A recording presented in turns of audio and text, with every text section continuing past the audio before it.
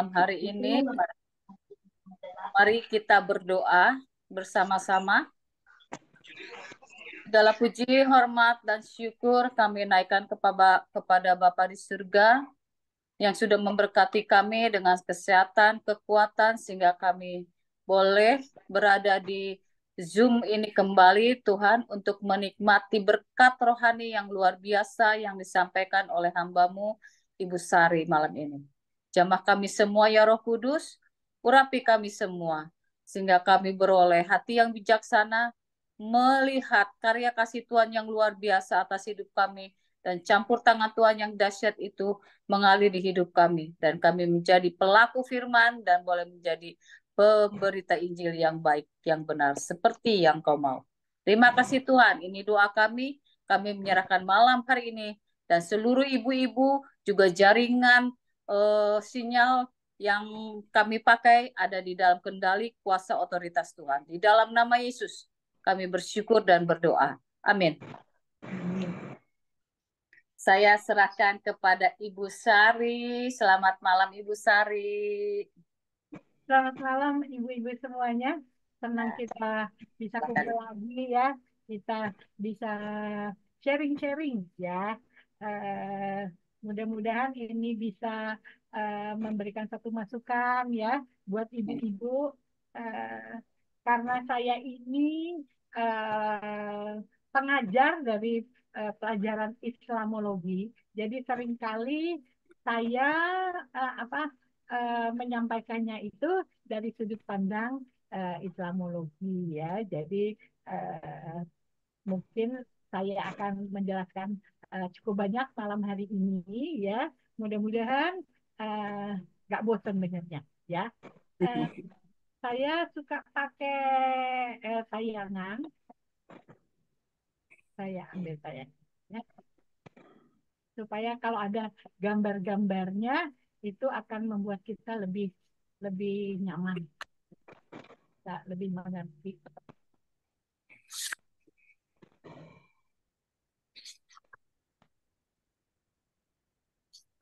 Bandel dia nggak mau nih. Oke. Dalam Yesus, dalam nama Tuhan Yesus. Oke, saya akan mulai ya. Malam hari ini topiknya adalah apakah Tuhannya orang Kristen itu tiga ya? Ya, Karena seringkali eh, orang itu bilang iya ya tiga. Apalagi kalau lihat gambar seperti ini ya. Wah, di sorga itu ada Bapa, ada ada Yesus, ya, ada Roh ya, Kudus gitu ya. Jadi orang menggambarkan Tuhannya orang Kristen itu tiga. Jadi bukan hanya orang di luar, orang Kristen sendiri juga bingung gitu ya untuk memberikan penjelasan itu. Nah, saya memperlihatkan ini ya supaya kita bisa lebih mengerti ya. Kita lihat orang melambangkan uh, uh, Tuhan Tritunggal itu Trinity itu seperti ini ya. Jadi ada Bapa, ada Anak, dan ada Roh Kudus, tiga tapi satu. Nah, ini nih yang susah menjelaskannya. Tiga tapi satu gitu ya. Nah, jadi katanya Tuhan, ya ada Tuhan, Tuhan itu uh, ada Bapa, ada Anak, dan ada Roh Kudus. Bapa itu bukan Putra, Putra itu bukan Roh Kudus itu bukan Bapa, katanya ya. Tapi dia ada satu pribadi. Jadi hal seperti inilah yang membuat kebingungan ya. Tidak hanya di luar, tetapi di kalangan kita sendiri orang Kristen ya. Jadi ada the Father is not God the Son, God the Son, not God the Holy Spirit. Tapi ada God katanya. God itu Father, God itu Son, God itu Holy Spirit. Ya, nah ada bermacam-macam alasan orang bilang itu menjelaskan sesuatu yang sangat rumit Trinitas itu. Ya, nah uh, apalagi ada yang ayat yang mengatakan bahwa Yesus itu sekarang duduk di sebelah kanan. Ya, kalau dia duduk di sebelah kanan, pasti ada seseorang dong di sebelahnya, ya kan? Jadi minimal di sorga itu ada Yesus, ada Tuhan, gitu ya. Nah, jadi apalagi menyebutkan ada Tuhan Bapa, ya, katanya yang memperanakkan, ada Tuhan Putra yang diperanakkan, dan Tuhan Roh Kudus, ya. Dengan sapaan seperti ini membuat lebih bingung lagi. Jadi untuk katanya kalau gitu emang benar dong, tiga dong, ya. Sedangkan kalau kita lihat di terjemahan bahasa Inggrisnya, Trinitas itu berasal dari bahasa Latin, artinya yang nomor tiga atau tiga serangkai atau satu set dari tiga, ya. Jadi katanya merupakan satu misteri kayak dari keyakinan Kristen. Hanya ada satu Tuhan, tetapi ketiganya dinyatakan satu, setara, sama kekalnya, dan saling melengkapi. Serta masing-masing adalah Tuhan seutuhnya dan seluruhnya. Ya, oke. Okay. Jadi saya mengambil langkah. Nah, jadi saya di sini mau menjelaskan kepada kita ya, apakah Tuhannya orang Kristen itu tiga atau satu? Satu tambah satu tambah satu sama dengan satu kah? Ya, benarkah kekristenan tidak menyembah tiga Tuhan, tapi satu pribadi Tuhan yang berkarya dalam tiga keberadaan? Ya, uh, Trinitas itu dikatakan misterinya Tuhan yang tidak dapat dimengerti oleh manusia. Ya, katanya Trinitas itu adalah dogma yang harus diterima karena pikiran kita terbatas. Ya, konsep Trinitas tidak dapat dimasukkan dalam kerangka logika umum, juga tidak dapat dianalisa oleh akal kita. Ini katanya ya.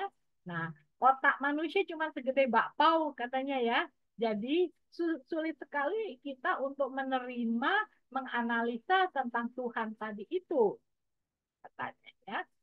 Nah, namun tidak ada alasan untuk menganggap Trinitas sekedar penemuan para ahli teologi.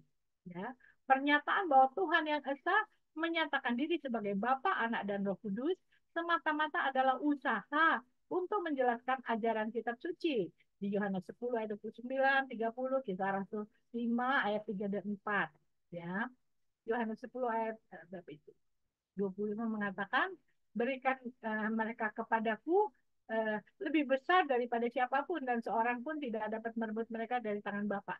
Nah, di sini ada yang suatu pernyataan dari Yesus yang mengatakan aku dan Bapa adalah satu. Nah, itu membuat bingung lagi. Tadi dia duduk di sebelah kanan Bapa. Sekarang dia aku dan Bapa adalah satu, ya. Matius 28 ayat 19 mengatakan, karena itu pergilah, jadikanlah semua bangsa muridku, dan baptislah mereka dalam nama Bapa, Anak, dan Roh Kudus. Jadi ada tiga jelas di sini kan, Bapa, Anak, dan Roh Kudus. Bapa, Yesus, dan Roh Kudus. Ya, itu lanjut dulu ya. Itu sudah dijelaskan tadi. Nah, bagaimana kita menjelaskan Trinitas Tuhan sebagai satu kesatuan, ya? Tuhan sebagai pencipta, sebagai penembus dan penolong. Harusnya masuk akal jika Tuhan yang kita sembah adalah tunggal atau satu dengan tiga peran, ya. Jadi pemahaman kita tentang Tuhan yang Maha Kuasa dan Tuhan yang jadi jangan kita melihat ya uh, membatasi Tuhan itu ya pemahaman kita untuk membatasi Tuhan ya. Tuhan itu dia dapat berbuat apa saja ya. Jangan ukur Tuhan yang tidak terbatas dengan ukuran manusia yang terbatas. Nah, kalau saya katakan itu seharusnya bisa dijelaskan, ya. Tuhan yang esa, namun dia tidak hadir dalam tiga bentuk. Namun dia hadir dalam tiga bentuk, ya. Jadi pertama Tuhan itu bentuknya roh, yang kedua bentuknya itu adalah manusia. Ya, Tuhan itu pernah jadi manusia, bisa dilihat, bisa diraba, bisa bicara, bisa makan, ya. Itu bentuk kedua dari Tuhan itu dan bentuk ketiga adalah roh, ya. Ini pegang di awal ya. Tuhan itu dalam bentuk roh, dalam bentuk manusia dan di dalam bentuk roh. Ya, itu tadi sudah kita lihat. Nah, Mari kita buktikan apakah Tuhannya orang Kristen tiga atau satu. Ya, kita perlu memahami misteri Tuhan Tritunggal sepenuhnya untuk bisa mengimaninya. Jadi kita harus tahu dulu seperti apa ya supaya kita bisa percaya. Nah, kalau di sana itu karena saya mengajarkan Islamologi ya, di situ di dalam buku mereka dikatakan di surat Al-Maidah 73 mengatakan, sesungguhnya kafirlah orang-orang yang mengatakan bahwasanya Allah salah satu dari yang tiga. Padahal sekali-kali tidak ada Tuhan selain Tuhan yang esa. Karena di sana menganut bahwa Tuhan itu cuma satu ya. Jadi kalau bilang ada yang lain, nah itu kafir, kata mereka. Makanya mereka menyebut orang Kristen itu kafir karena orang Kristen ya mengatakan eh, Tuhannya tiga, menurut dia ya, menurut mereka ya, bahwasanya Allah salah satu dari yang tiga. Ya. Nah, ada ayat yang lain di dalam Al-Maidah 116 itu juga mengatakan, Hai Isa putra Maryam, adakah kamu mengatakan kepada manusia, jadikanlah aku dan ibuku, jadi Yesus, Maria, dua orang Tuhan selain Allah. Jadi mereka memahami, mengatakan bahwa orang Kristen itu punya Allah, ya. Di samping Allah itu ada Yesus dan Maria, ya. Ini menurut pandangan dari Al-Quran, ya. Nah, kalau kita lihat orang Katolik itu mengatakan puji syukur dan terima kasih kepada Allah Bapa, Tuhan Yesus, dan Bunda Maria. Jadi tiganya itu juga Bapa, Yesus, dan Maria. Ya, ini yang dipahami di Katolik. Ya, nah jadi eh, saya mau bawa kita dulu untuk melihat peta, ya peta zaman. Kalau kita melihat di peta zaman ini banyak hal bisa kita kupas, ya. Nah, tadi saya melihat dari pandangan Islamologi ya. Nah, kita lihat di mana agama Islam itu muncul ya. Agama Islam ini muncul itu tahun 611 setelah Masehi, setelah Yesus ya. Kalau ini Yesus ya, 600 tahun baru di sini muncul agama Islam ya yang dibawa oleh Nabi Muhammad. Nah, kalau kita melihat bahwa dari peta zaman itu kita melihat dari suku Israel karena Tuhan itu memakai orang Israel itu untuk dia berinkarnasi ya. Jadi kita melihat bahwa akar agama Kristen kekristenan itu adalah berdasarkan uh, ini ya Israel, Yahudi ya. Nah, kita lihat bahwa Adam itu munculnya di sini ya. Itu 2000 tahun kemudian baru muncul ini Abraham, ya Adam, ini Abraham. Kalau di sana menyebutnya dengan Ibrahim, ya. Nah, 1500 ini kalau ini Yesus, 1500 tahun sebelum Yesus, ini kepada Musa diberikan hukum Taurat, ya. Nah, ini dari Abraham sampai Yesus 2000 tahun, Yesus sampai sekarang tahun 2024, jadi 2000 tahun, ya. Jadi kalau kita lihat tiga ini, 2000 tahun, 2000 tahun, 2000 tahun, 6000 tahun, ya. Jadi eh, sekarang ini sudah mau mencapai akhir zaman karena nanti 1000 tahun damai itu adanya di depan sini, ya. Nah, jadi ini kita perlu melihatnya ya sebagai pegangan kita dari Adam ya. Kalau ini adalah Adam ya, dari Adam sampai Abraham itu yang berlaku adalah agama Yahudi dan budaya Yahudi ya. Nah, itu yang menjadi pegangan mereka ya.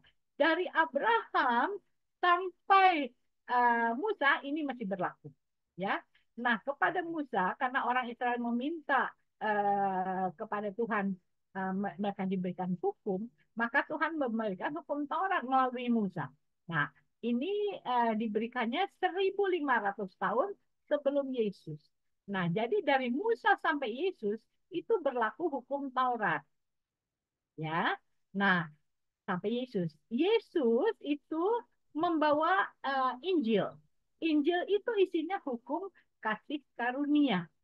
Nah, dari Yesus sampai sekarang itu harus berlaku adalah hukum kasih karunia. Nah, jadi dari peta zaman ini kita tahu perjalanan uh, tentang ininya mengimani Tuhan, ya. Nah, di mana munculnya hukum Taurat, di mana munculnya Injil. Kalau di sini antara uh, Musa sampai Yesus itu juga ada. Kalau di sana disebutkan dengan kalau kita mengatakan Mazmur, kalau di sana dikatakan Zabur, ya. Ini yang di bawah ini ya, Zabur. Jadi eh, yang sudah ada sebelum Yesus adalah hukum Taurat dan Mazmur, ya. Mazmur itu puji-pujian kepada Tuhan, ya. Nah, ini yang berlaku sampai Yesus.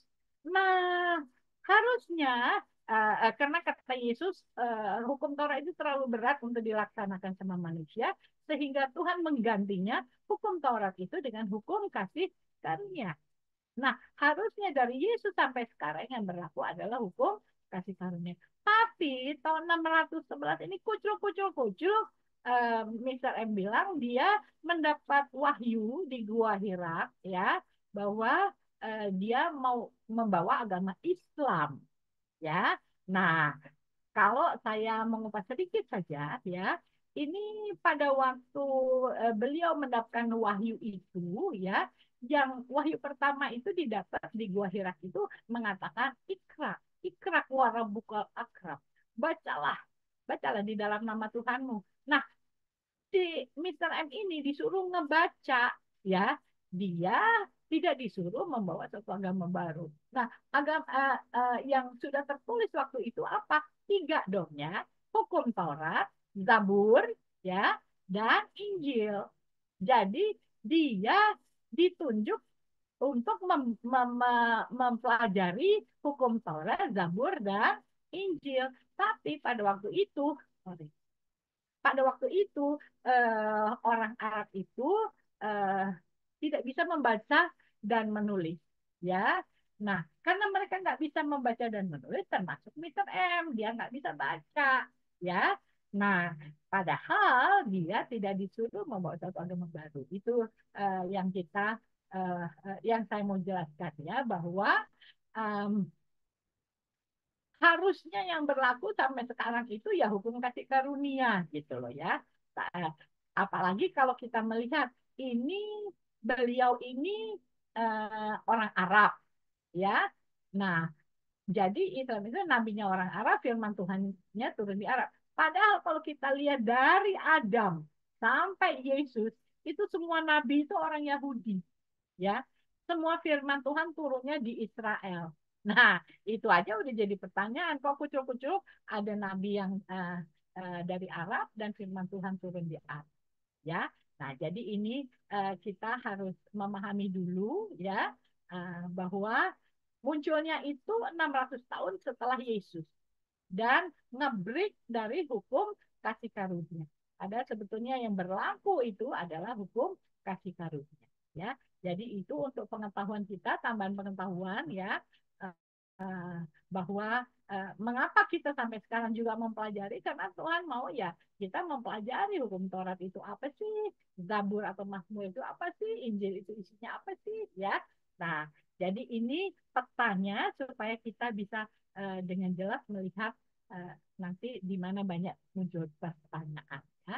Nah, tadi aja gitu loh. Dia ikut-ikut mengatakan bahwa Tuhannya orang Kristen tiga gitu loh, ya kan? Nah, dia kan munculnya setelah Yesus ya. Dia ikut melihat apa yang terjadi di dalam kekristenan, ya. Oke, itu salah satu.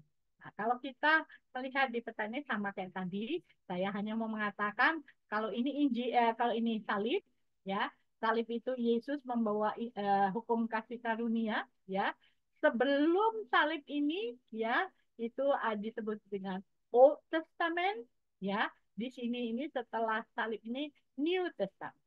Nah, buat kita ini perjanjian lama dan perjanjian baru, karena nanti saya akan mengupas itu ya. Jadi di tengahnya ini apa yang memisahkan ya, itu salib ya. Nah, lebih detail lagi, nanti kita melihat salib ini membawa bukan saja perbedaan antara Old Testament dan New Testament, perjanjian lama, perjanjian baru, tetapi Old Covenant dan New Covenant. Jadi perjanjian baru itu dimulai bukan dari Matius 1 ayat 1, tapi dari Matius berapa itu waktu Yesus naik ke atas kayu salib ya. Perjanjian itu dengan darah Yesus ya, itulah yang disebut dengan New Covenant. Nah, di sini baru mulai betul perjanjian uh, uh, dengan di kayu salib itu ya, New Covenant dan Old Covenant. Jadi kita bedakan ada Old Testament, New Testament, Old Covenant dan New Covenant. Oke, jadi dari peta itu supaya kita mengerti betul ya, nanti di mana bisa saya jelaskan ya. Nah, kalau kita melihat dari Ibrani 1 ayat 1 mengatakan, dulu Tuhan berulang kali dan dalam berbagai cara berbicara kepada nenek moyang kita dengan perantaraan nabi-nabi. Ya, jadi ini yang mau saya stressing bahwa di Perjanjian Lama Tuhan itu tidak berbicara langsung kepada manusia, tetapi Tuhan berbicara dengan perantaraan nabi-nabi. Ya, jadi Tuhan tidak langsung berbicara kepada manusia, tetapi dengan perantara nabi-nabi. Antara lain Tuhan berbicara kepada bangsa Israel dengan perantaraan Nabi Musa. Nah, saya akan kasih lihat dulu ya. Kepada Nabi Musa Tuhan membicarakan tentang hukum Taurat, tabernakel, ya dan lain-lain. Ya. Kalau itu Nabi Musa, ya Tuhan memberikan hukum Taurat itu melalui Nabi Musa. Apa isinya? Ini isinya hukum Taurat tadi ya, tentang kasih, kasih kepada Tuhan ada 4 ya, dan kasih kepada manusia ada 6 ya. Jadi itu inti hukum Taurat. Dan Tuhan membicarakan ini tidak langsung kepada manusia. Tuhan ngomongnya sama Nabi Musa ya. Nah, jadi kalau kita lihat ini buku kita ya, yang sebelah sini disebut dengan perjanjian lama, yang di sebelah sini disebut dengan perjanjian baru ya. Nah, kalau perjanjian lama dan perjanjian baru ya, dibedakan. Kenapa? Karena di perjanjian lama itu Tuhan berbicara kepada manusia, ya, nggak langsung, tapi pakai perantara nabi-nabi, ya. Nah, ini tadi sudah saya katakan dengan perantara. Nah, kalau kita lihat ada banyak nabi waktu itu, ya antara lain juga ini hanya saya ngambil sebagian ya, ada Elia, Elisa, Yunus, Amos, Hosea, Obadya, Yoel, Yesaya, Mika, Nahum, Zefania, Yeremia, Habakuk dan lain. Ya, jadi kalau kita lihat di dalam perjanjian lama yang disebut dengan hukum Taurat itu mana sih? Ya, ini buat tambahan pengetahuan ya ibu-ibu. Ini ada kejadian, keluaran, bilangan, ulangan, imamat itu disebut dengan hukum Taurat.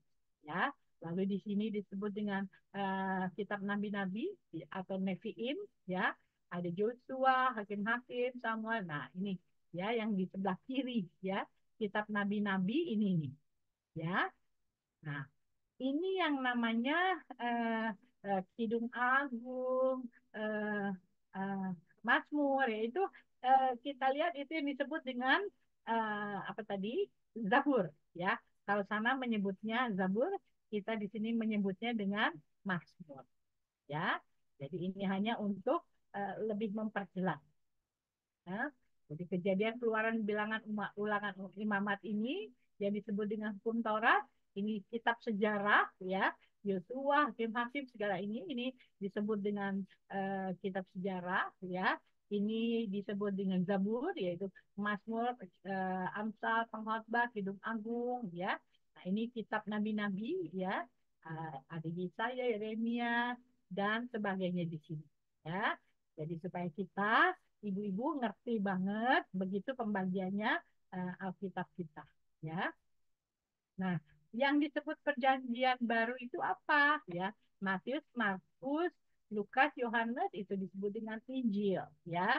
Nanti kita lihat ada kitab sejarah ya, kisah para rasul, lalu surat-surat Rasul Paulus, ya, ada Roma, Korintus, Galatia, Efesus. Kalau ibu-ibu yang pembaca Alkitab sudah tahu ya, ini kitabnya Rasul Paulus kepada jemaat-jemaat yang ada di sini ya. Ya, itu perjanjian baru. Jadi kita bisa bedakan perjanjian lama dan perjanjian ya. Nah, apakah Musa pada waktu itu Tuhan ngomong tentang tabernakel, tentang hukum Taurat? Apakah Tuhan memperlihatkan diri kepada Musa? Enggak. Tuhan hanya memperlihatkan diri sebagai semak belukar terbakar.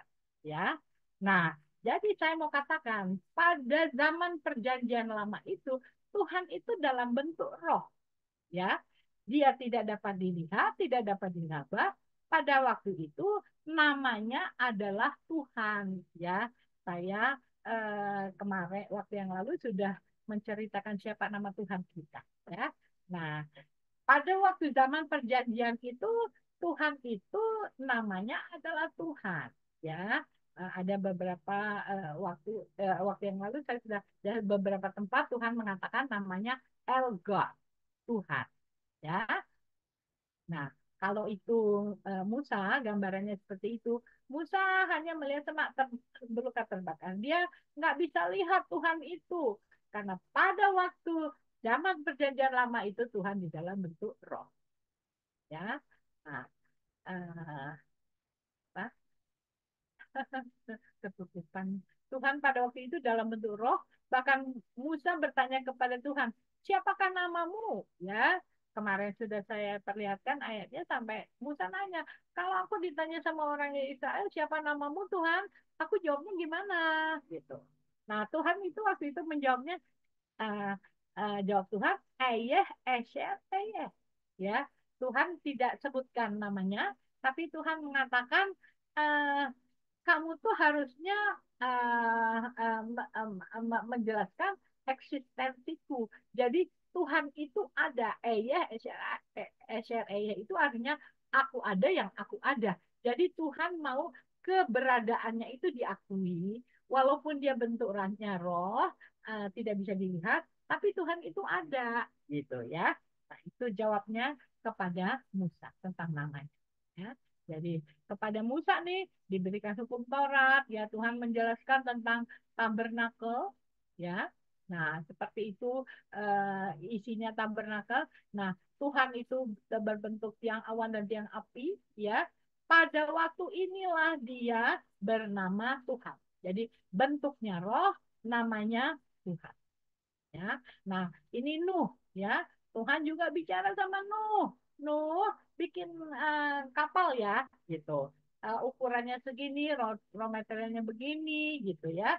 Uh, tapi apakah Nuh bisa melihat Tuhan itu? Enggak, ya. Tuhan itu tidak terlihat karena dia berbentuk roh, ya. Nah, jadi uh, dia nggak bisa terlihat, tapi dia berbentuk roh. Ya, Nuh tahu betul apa yang harus dibawa ke dalam, ya, siapa aja yang boleh ikut, ya. Nah, itu kepada Nuh. Ini saya sudah mengambilkan ayatnya ya, tapi terlalu panjang, kita lewat aja, ya. Dan begitu juga kepada Abraham, ya.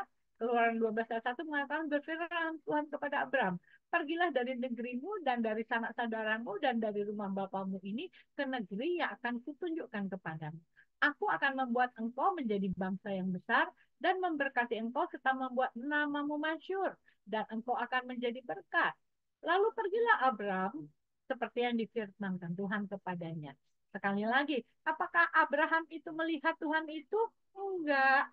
Tapi dia bisa dengar Tuhan itu ngomong seperti itu ke dia. Ya, jadi saya mau buktikan bahwa di perjanjian lama Tuhan berbicara kepada manusia itu melalui nabi-nabi. Nah, itu contohnya ya yang bisa saya perlihatkan ya beberapa aja. Nah, mengapa sering pakai perantara? Kalau kita lihat dalam kehidupan sehari-hari saja ya, itu kalau ada dua pemimpin negara bertemu, itu mereka menghadirkan ada perantaranya, ya. Untuk apa dia hadir? Supaya tidak terjadi miskomunikasi, ya. Jadi ada pihak ketiga sebagai saksinya dan uh, bisa saja ada terjadi mungkin saja salah paham atau salah mengerti, tapi dengan menghadirkan perantara itu tidak terjadi, ya. Jadi ini di dalam keseharian. Nah, ya. Jadi pada waktu di perjanjian lama itu Tuhan itu berbentuk roh, dia punya mata, hidung, mulut, kaki, tangan tapi dalam bentuk roh. Namanya pada waktu itu ialah Tuhan. Ya. Dia dipanggil dengan Bapa. Nah, uh, kok tahu ya? Nah, itu Yesus mengajarkan kepada kita doa Bapa kami yang di surga. Jadi kita membahasakan Tuhan itu memanggil dia dengan Bapa, ya. Karena itulah yang Tuhan mau. Kenapa? Itu punya cerita sendiri. Karena hubungan termanis itu adalah hubungan antara Bapa dan anak. Makanya Tuhan, kalau suami ada bekas suami, bekas istri, ya, tapi uh, bapak anak nggak pernah ada bekas bapak atau bekas anak, ya kan? Makanya Tuhan itu senang kita sapa dia dengan bapak. Jadi itulah ya, perhatikan bahwa Tuhan itu dalam bentuk roh, ya, namanya pada waktu itu Tuhan, dia dipanggil dengan Bapa. Nah, itu bentuk Tuhan yang pertama di dalam perjanjian lama, ya, ya. Nah, ini udah saya ulang lagi. Nah, jadi Tuhan itu bentuk pertamanya adalah roh, ya. Eh, Dia namanya Tuhan, panggilannya Bapa. Ini catat baik-baik supaya kita eh, bisa fokus, ya.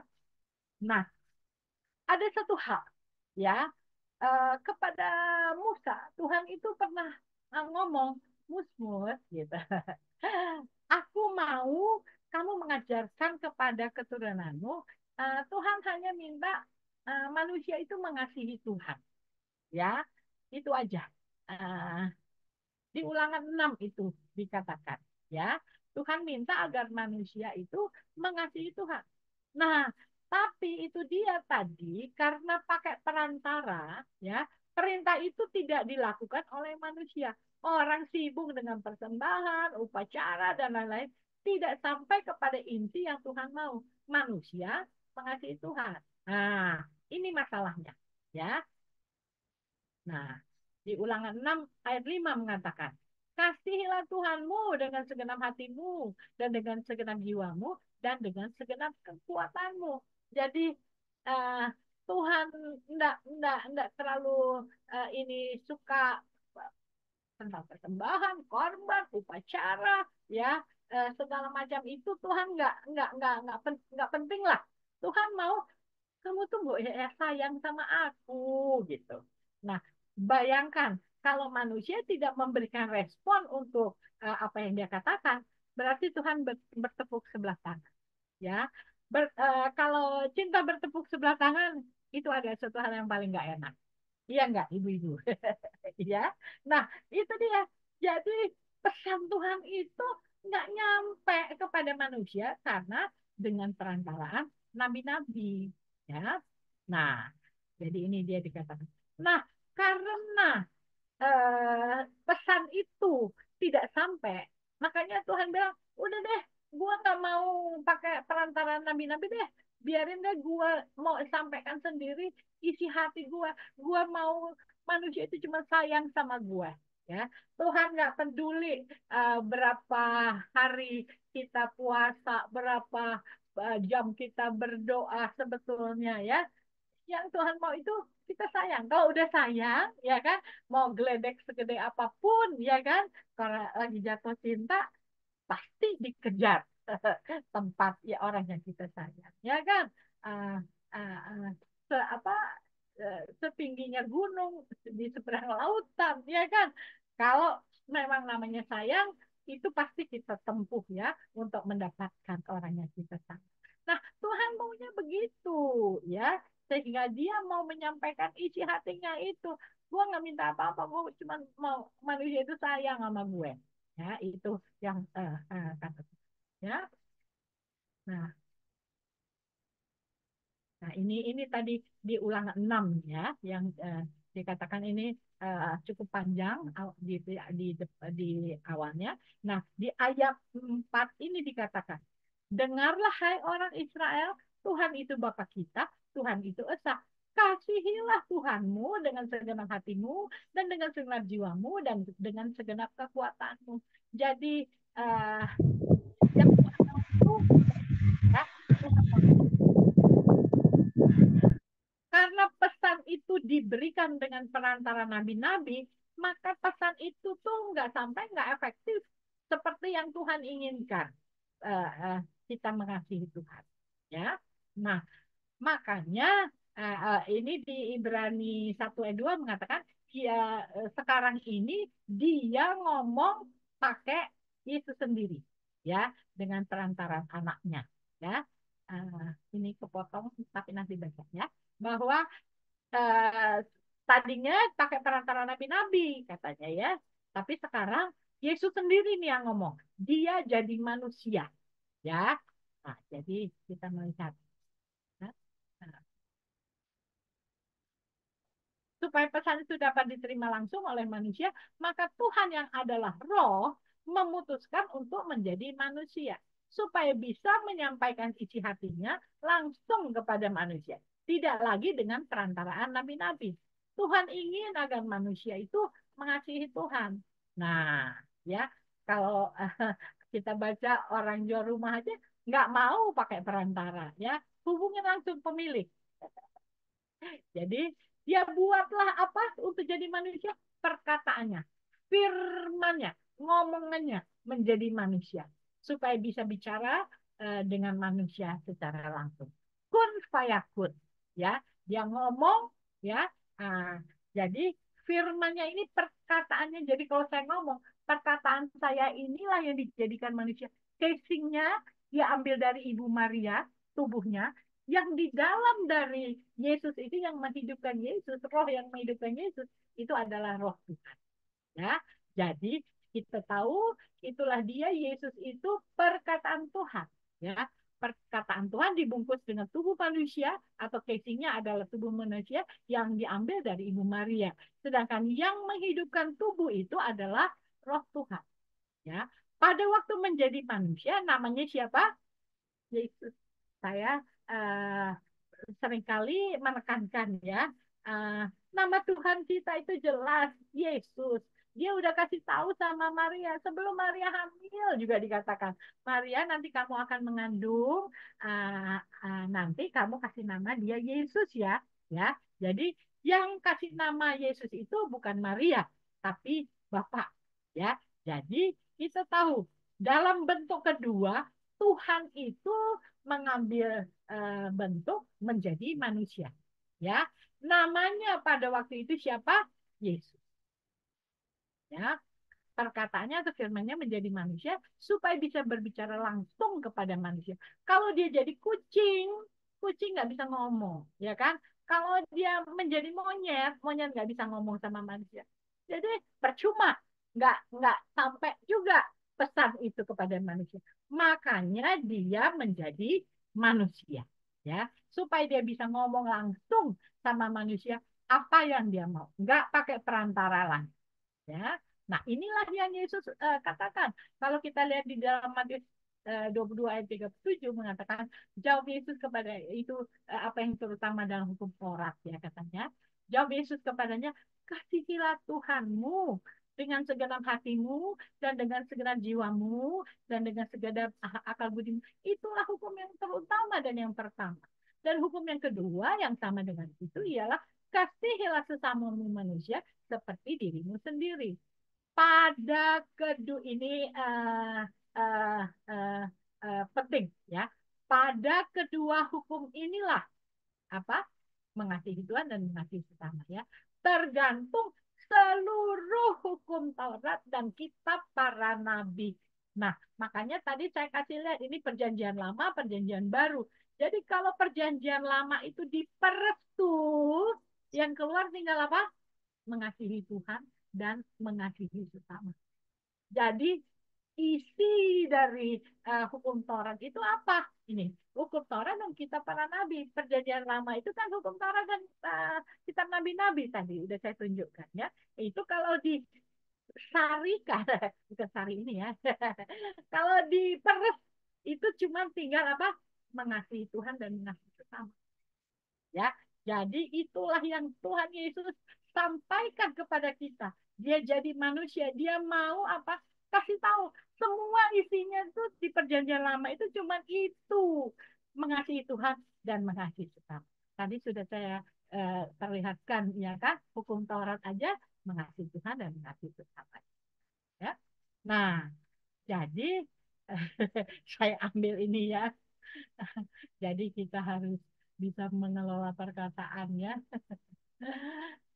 Jadi dikatakan ini dia menjadi manusia itu hanya bagian kecil dari Tuhan yang sempurna. Tadi sudah saya gambarkan. Tuhan pada waktu perjanjian lama itu dalam bentuk roh. Dia punya mata, hidung, mulut, kaki, tangan seperti ini nih. Tapi dalam bentuk roh. Ya kan? Nah, sekarang dia buat itu ngomongannya aja. Kalau saya ngomong itu dijadiin masih, saya masih tetap bisa ngomong nggak? Bisa tetap. Jadi walaupun dia buat perkataannya jadi manusia dalam bentuk Yesus itu, apakah sorga kosong? No, Tuhan masih bisa tetap ngomong. Tapi dia buat momen itu, dia ambil perkataannya, dijadikannya manusia. Itulah yang pada waktu jadi manusia dikasih nama Yesus. Nah, karena dia bagian kecil dari Tuhan yang sempurna, makanya dia disebut anak. Ya, ingat baik-baik, bagian kecil dari Tuhan yang utuh tadi itu, dia bagian kecil, makanya disebut anak. Contohnya apa? Anak kunci, ya, dari satu set kunci, yang kecil ini namanya apa? Anak kunci. Apakah kunci beranak? No, ya. Stepping tangga, bagian kecil dari tangga itu, dari satu set tangga, itu disebut anak tangga. Apakah tangga beranak? No. Jadi kita ambil kata anak itu bukan Tuhan beranak, tetapi bagian kecil dari Tuhan yang sempurna itu disebut anak. Ya, jadi bentuk kedua dari Tuhan itu dia di dalam bentuk manusia, namanya Yesus, dia disebut dengan anak. Ya, jadi sudah dua nih ya. Jadi kita sekarang udah paham ya bahwa mengapa dia disebut anak ya dan siapa namanya, bentuknya adalah manusia. Ya, lanjut ya. Karena bagian kecil dia disebut anak karena Yesus itu merupakan bagian kecil dari Tuhan yang sempurna, hanya perkataannya saja. Sebutan anak itu bukan berarti Tuhan harus kawin, punya istri, hubungan seks, hamil, terus melahirkan, itu namanya beranak. Ya, nah cara ini disebut beranak secara manusiawi. Ya, orang Muslim mengatakan Tuhannya orang Kristen beranak seperti ini. Dia katakan Tuhannya istrinya siapa dong, gitu ya. Lalu Tuhannya melakukan hubungan seks, ya. Lalu baru hamil, baru melahirkan, katanya itu namanya beranak. Tidak seperti itu. Saya jelaskan sekali lagi, anak itu bukan seperti secara manusia begini. Anak itu sebutan karena dia bagian kecil dari Tuhan yang sempurna.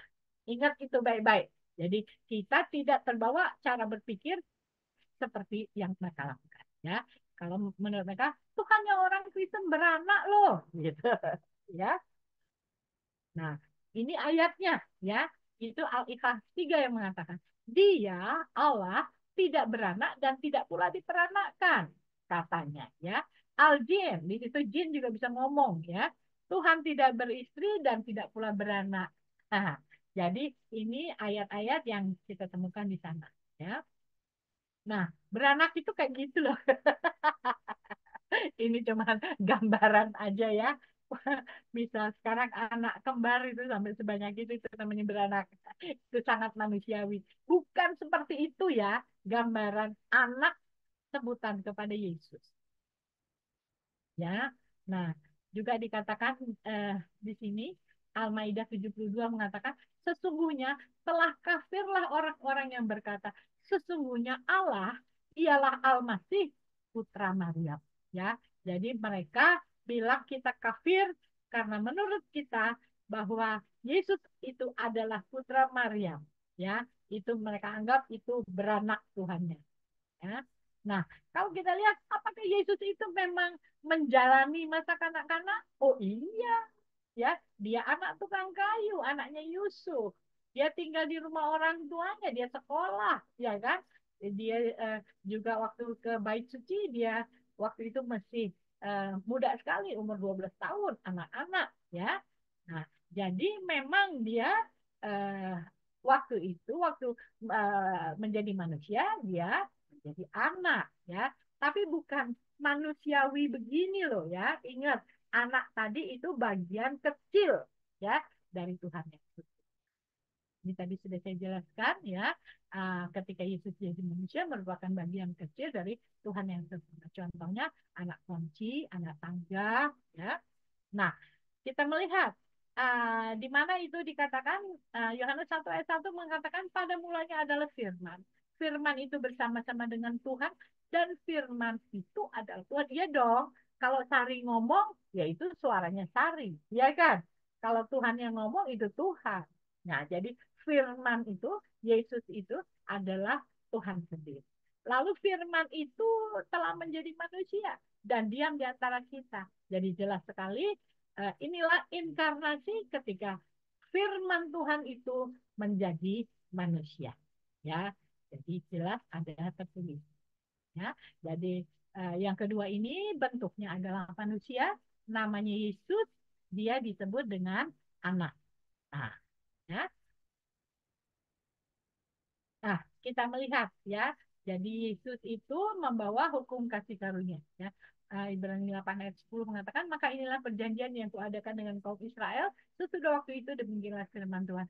Aku akan menaruh hukumku dalam akal budi mereka dan menuliskannya dalam hati mereka, maka aku akan menjadi Tuhan mereka dan mereka akan menjadi umatku. Jadi yang Tuhan mau bahwa kita itu mengakui bahwa dia itu adalah Tuhan. Ya, itu pegang baik-baik. Tidak ada guna jadi kita bilang kita jadi Kristen kalau kita tidak percaya bahwa Yesus itu Tuhan. Ya, yang Tuhan mau kita percaya bahwa Dia itu Tuhan. Ya. Nah, perjanjian menjadi kuat jika diberi meterai, meterainya itu adalah darahnya. Ya. 1 Korintus 11 ayat 25 mengatakan, demikian juga ia mengambil cawan, sesudah makan lalu berkata, cawan ini adalah perjanjian baru. Nah, ini yang tadi saya sebutkan dengan New Covenant. Ya, cawan ini adalah perjanjian baru yang dimeteraikan oleh darahku. Jadi, di mana perjanjian itu dimulai? Di salib. Ya, darah Yesus yang memeteraikan. Perbuatlah ini setiap kali kamu meminumnya dan menjadi peringatan akan. Ya, jadi kita percaya bahwa Yesus itu adalah Tuhan dan dia membuat perjanjian dengan kita yang dimeteraikan dengan darahnya. Ya. Nah, kita lihat mengapa Tuhan itu kok perlunya jadi manusia sih gitu ya. Nah, pertama itu karena dia mau menyampaikan isi hatinya kepada manusia bahwa dia hanya minta manusia sayang sama dia. Ya, ini saya ulangi ya supaya kita mengerti betul mengapa Tuhan kita itu perlu jadi manusia. Ya, karena tadi pesan yang dia inginkan sampaikan kepada manusia supaya manusia sayang sama Tuhan itu nggak nyampe. Makanya dia jadi manusia itu dulu ya yang Tuhan mau katakan dia jadi manusia dia mau ngomong sama manusia hai manusia yang aku mau kamu sayang sama jadi itu pertama ya itu dikatakan tadi sudah kita singgung di Matius 22 ini ya nah kalau ini yang kedua ya kalau Tuhan dalam bentuk roh dia nggak punya darah ya dong kalau roh ini nggak bisa diraba ya kan pasti nggak ada darahnya ya kan sedangkan untuk pengampunan dosa itu diperlukan darah manusia yang tidak berdosa untuk membawa orang yang berdosa ini menjadi tidak berdosa. Diperlukan darah siapa? darah orang yang tidak berdosa. Siapa? Ada nggak manusia yang nggak berdosa? Nggak ada. Jadi orang yang tidak berdosa itu hanya Tuhan yang jadi manusia, ya. Jadi hanya manusia Tuhan, yaitu Yesus.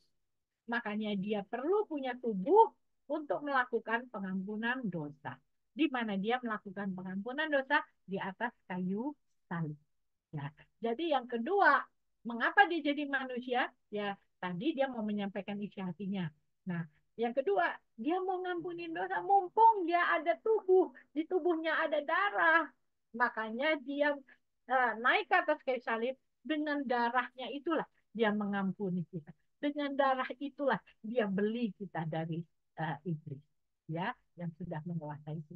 Makanya itu dikatakan ditebus, ya, dia tebus, dia beli kita dari iblis, dan kita jadi iblis sekarang ditebus supaya kita menjadi milik Kristus kembali, milik Yesus kembali, ya.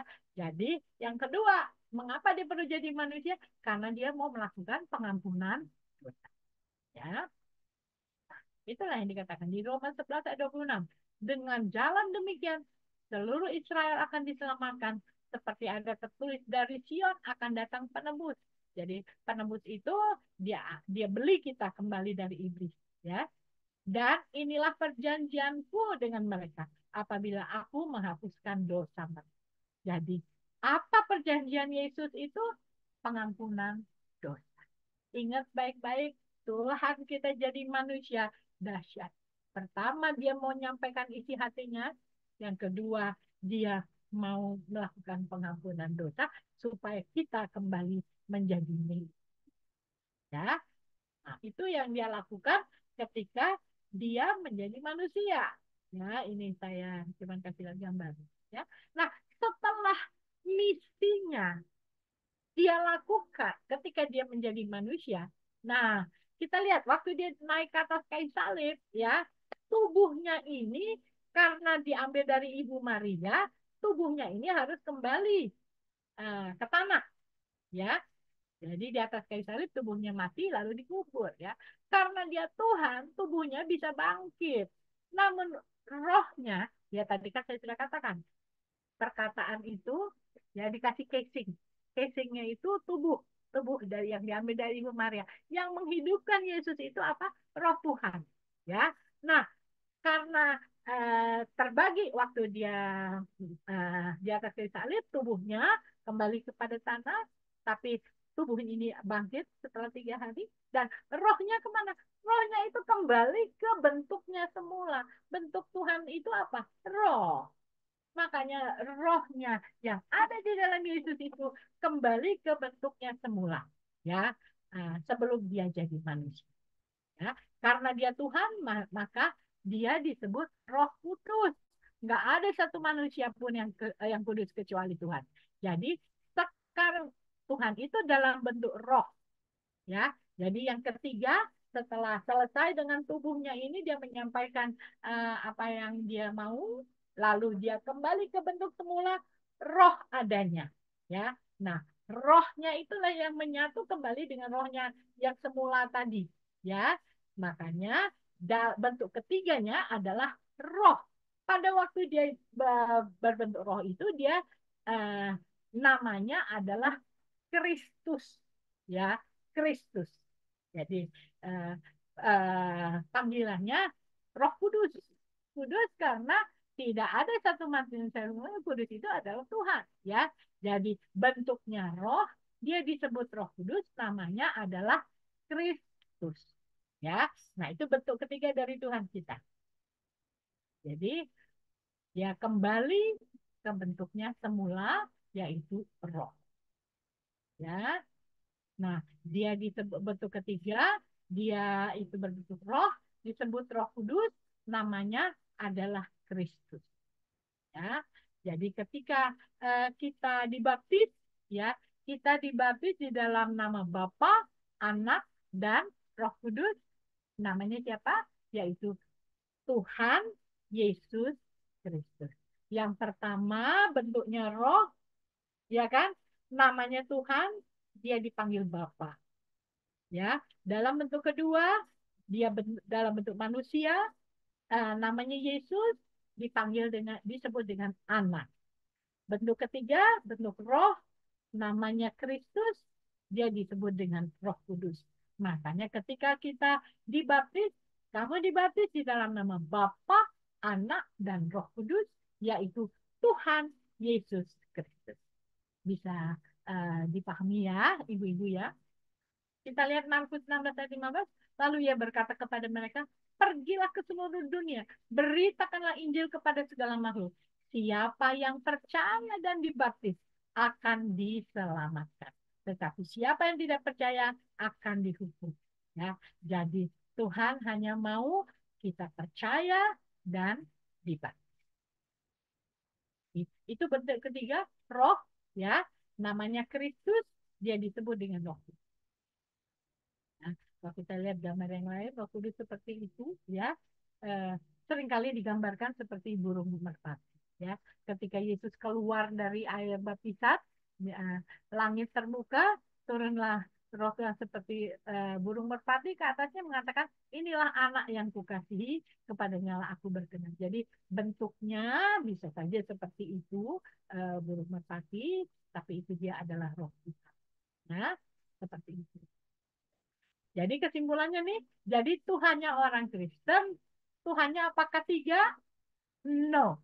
Satu, dia juga ya. Dia di dalam bentuk roh, dia di dalam bentuk manusia, dia kembali ke bentuknya semula, roh adanya.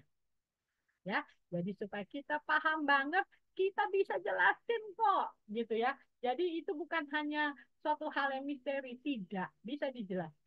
Ya, jadi Tuhan kita dalam bentuk roh, di dalam bentuk manusia, dan dia kembali ke bentuk. Ya, jadi Tuhannya orang Kristen tidak tiga, tetapi satu, dia juga. Sekarang ini dia di dalam bentuk roh. Jadi kalau tadi duduk di sebelah kanan itu, harusnya gambaran dari Bapa itu, roh itu tidak terlihat. Ya, tidak terlihat, Yesus dan Roh Kudus. Ya, jadi dia juga, dia juga, tapi ya dalam tiga manifestasi. Ya, 1 Yohanes 5:7 mengatakan, sebab ada tiga yang memberi kesaksian di dalam surga, yaitu siapa? Bapa, Firman, dan Roh Kudus. Dan ketiganya adalah ya, di dalam Wahyu berapa itu dikatakan di surga itu tidak memerlukan matahari dan bulan untuk menyinarinya, sebab kemuliaan Tuhan meneranginya, dan anak domba itu adalah lampunya. Ya, jadi kalau kita lihat lampu, ya, itu kita seperti melihat Yesus, kelihatan. Terangnya itu apa? Nah, terangnya itu adalah Bapa, ya, Tuhan. Ya, sedangkan Yesus itu ya lampunya itu yang kelihatan. Ya, nah, roh itu tidak terlihat, tapi bisa dirasakan panasnya. Apa itu kok aku kepotong? Lampu terdiri dari bola lampu dan terangnya atau panas. Jadi bola lampu ini menggambarkan Yesus, ya. Ketika dia jadi manusia, ada wujud yang bisa dilihat, diraba, ya. Dan terangnya itu adalah Tuhan sendiri. Sehingga Tuhan Tritunggal itu dapat dijelaskan dengan logika yang dapat dimengerti. Bukan suatu dogma yang harus diimani saja. Harus diterima tanpa pengertian. Dan tidak bisa diterima. No. Ya, jadi itu bisa kita jelaskan seperti itu. Ya, jadi Tuhannya orang Kristen bukan tiga, tetapi terima kasih ya. Oh ini masih saya bisa simpulkan sedikit lagi ya. Jadi dapat disimpulkan bahwa doktrin Trinitas meneguhkan kesatuan Tuhan di dalam tiga pribadi. Ya. Yang kedua, doktrin Trinitas bukan merupakan satu kontradiksi, melainkan paradoksi. Tuhan memiliki satu esensi dan tiga pribadi. Ya. Meneguhkan baik keesaan Tuhan dan keilahian dari Bapa, Anak, dan Roh Kudus. Ketiga pribadi di dalam Trinitas dibedakan melalui karya yang dilakukan oleh Bapa, Anak, dan Roh Kudus. 5. Doktrin Trinitas memberikan batasan kepada spekulasi manusia tentang nafsu. Terima kasih. Berarti sampai di sini pemaparan saya tentang apakah Tuhannya orang Kristen tiga. Sekarang saya berharap ibu-ibu semuanya bisa mengerti dan kita semua bisa menjelaskan, terutama kepada pihak yang mengatakan tadi bahwa Tuhannya orang Kristen tiga dengan dukungan ayat-ayat mereka, ya. Sekarang kita bisa patahkan, bukan seperti itu penjelasan, ya. Jadi saya mau kasih ini sedikit kesaksian karena saya mengajar di kelas Islamologi, ya. Itu ada mahasiswa yang mengatakan gini, Bu, sebelum saya ikut kelas hari ini, saya sudah memutuskan saya mau jadi mualaf. Karena saya pikir-pikir benar juga ya. Mereka mengatakan Tuhannya orang Kristen tiga, Tuhannya orang Kristen beranak gitu. Saya hampir saja menjadi mualaf. Tapi mendengarkan penjelasan Ibu siang ini katanya, saya nggak jadi mualaf. Saya akan tetap pegang Tuhan Yesus. Dan sekarang saya mengerti banget. Dan saya percaya bahwa dia adalah Tuhan dan Juru Selamat. Dan dia bisa melakukan apa saja karena dia bisa. Ya, jadi itulah makanya saya mau sharingkan kepada ibu-ibu supaya kita semua menjadi ibu-ibu yang militan, ya, yang bisa menjelaskan hal ini kepada mereka, baik yang belum percaya ataupun kepada mereka. Mereka sudah percaya Yesus, tapi tidak bisa menjelaskan karena mereka pikir ini suatu dogma, ya sudahlah terima aja, ya. Tapi sebetulnya kita bisa memberikan penjelasan dan tujuannya supaya banyak jiwa yang bertobat, yang mau menerima Tuhan Yesus sebagai Tuhan dan Juru Selamat. Begitu kira-kira. Saya serahkan kembali kepada Ibu Eti. Terima kasih. Kalau Terima ada kasih. yang mau bertanya Ya, atau mau ya menambah. silakan. Ya silakan, Bu. Kalau ada ibu-ibu yang mau, saya stop share aja ya supaya saya bisa lihat ibu-ibu. Ibu, Oke, saya mau bertanya, Bu. ya. Penjelasan Ibu luar biasa, indah sekali ya, Bu ya. Cuma saya ada bertanya, Bu.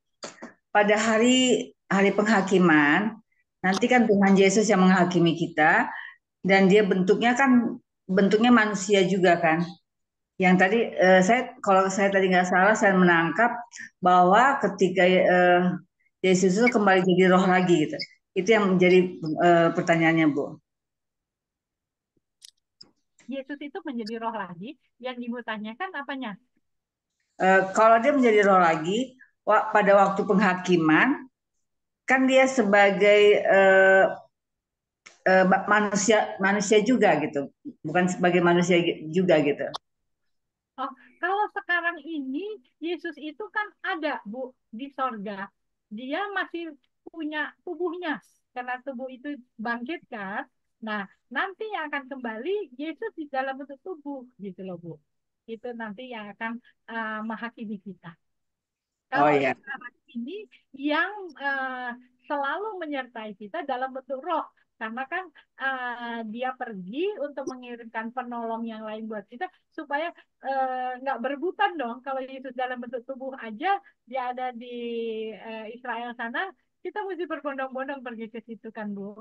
Nah, tapi dia bilang, aku akan mengirimkan penolong yang lain. Apa itu Roh Kudus? Makanya sekarang kita hidupnya nyaman ini karena kita disertai oleh Roh Kudus kan, Bu. Jadi Tuhan itu di dalam bentuk roh. Itulah yang diberikannya kepada kita sekarang. Nah, nanti ya Yesus yang akan datang kembali gitu, Bu, di dalam bentuk tubuh itu oke, yang akan makasih Bu. menghakimi kita. Iya, baik. Sebetulnya bukan menghakimi sih, karena kita tidak dihakimi lagi ya, Bu ya. Tetapi dialah yang akan membawa kita di mana dia berada, kita berada. Ya, Bu. Amin. Kira-kira uh, menjawabkan bulan kita bisa. Ya, kenapa Bu?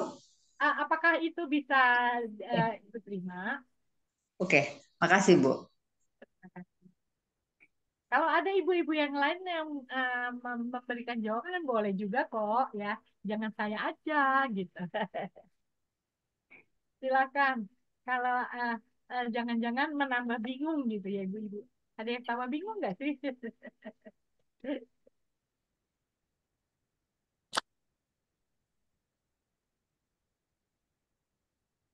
Sari, Ya, kenapa ya kalau mereka tuh kalau dijelasin ya apa itu ya mungkin selubungnya belum terbuka ya, yang ya, mengenai Trinitas gitu loh. ya.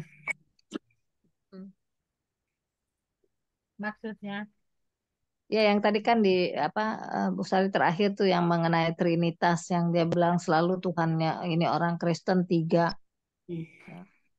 Tapi mereka kalau dijelasin ya tetap mereka nggak ini ya karena udah didoktrin itu ya dari ya, ajaran ya harus terima ya begitu ya nggak boleh ada yang bertanya juga kan ya bukannya begitu ya ajaran mereka kan ya istilahnya telan aja. iya, iya. Iya. Tapi kan makanya aku kasih lihat itu kan Bu, apa namanya peta zaman tadi, ya. eh, Peta zaman itu kan memperlihatkan bahwa dia munculnya kan 600 tahun setelah Yesus. Nah, Iya. kalau dia mengajarkan sesuatu yang benar, harusnya dia ngomong aja deh, nggak usah harus sitir punya orang lain. Kenapa dia selalu tunjuk punyanya orang Kristen gitu loh, ya kan? Dan dengan pengertian yang salah lagi yang ada di otak mereka. Ya, dia bilang Tuhannya orang Kristen tiga, Tuhannya orang Kristen beranak, ya kan?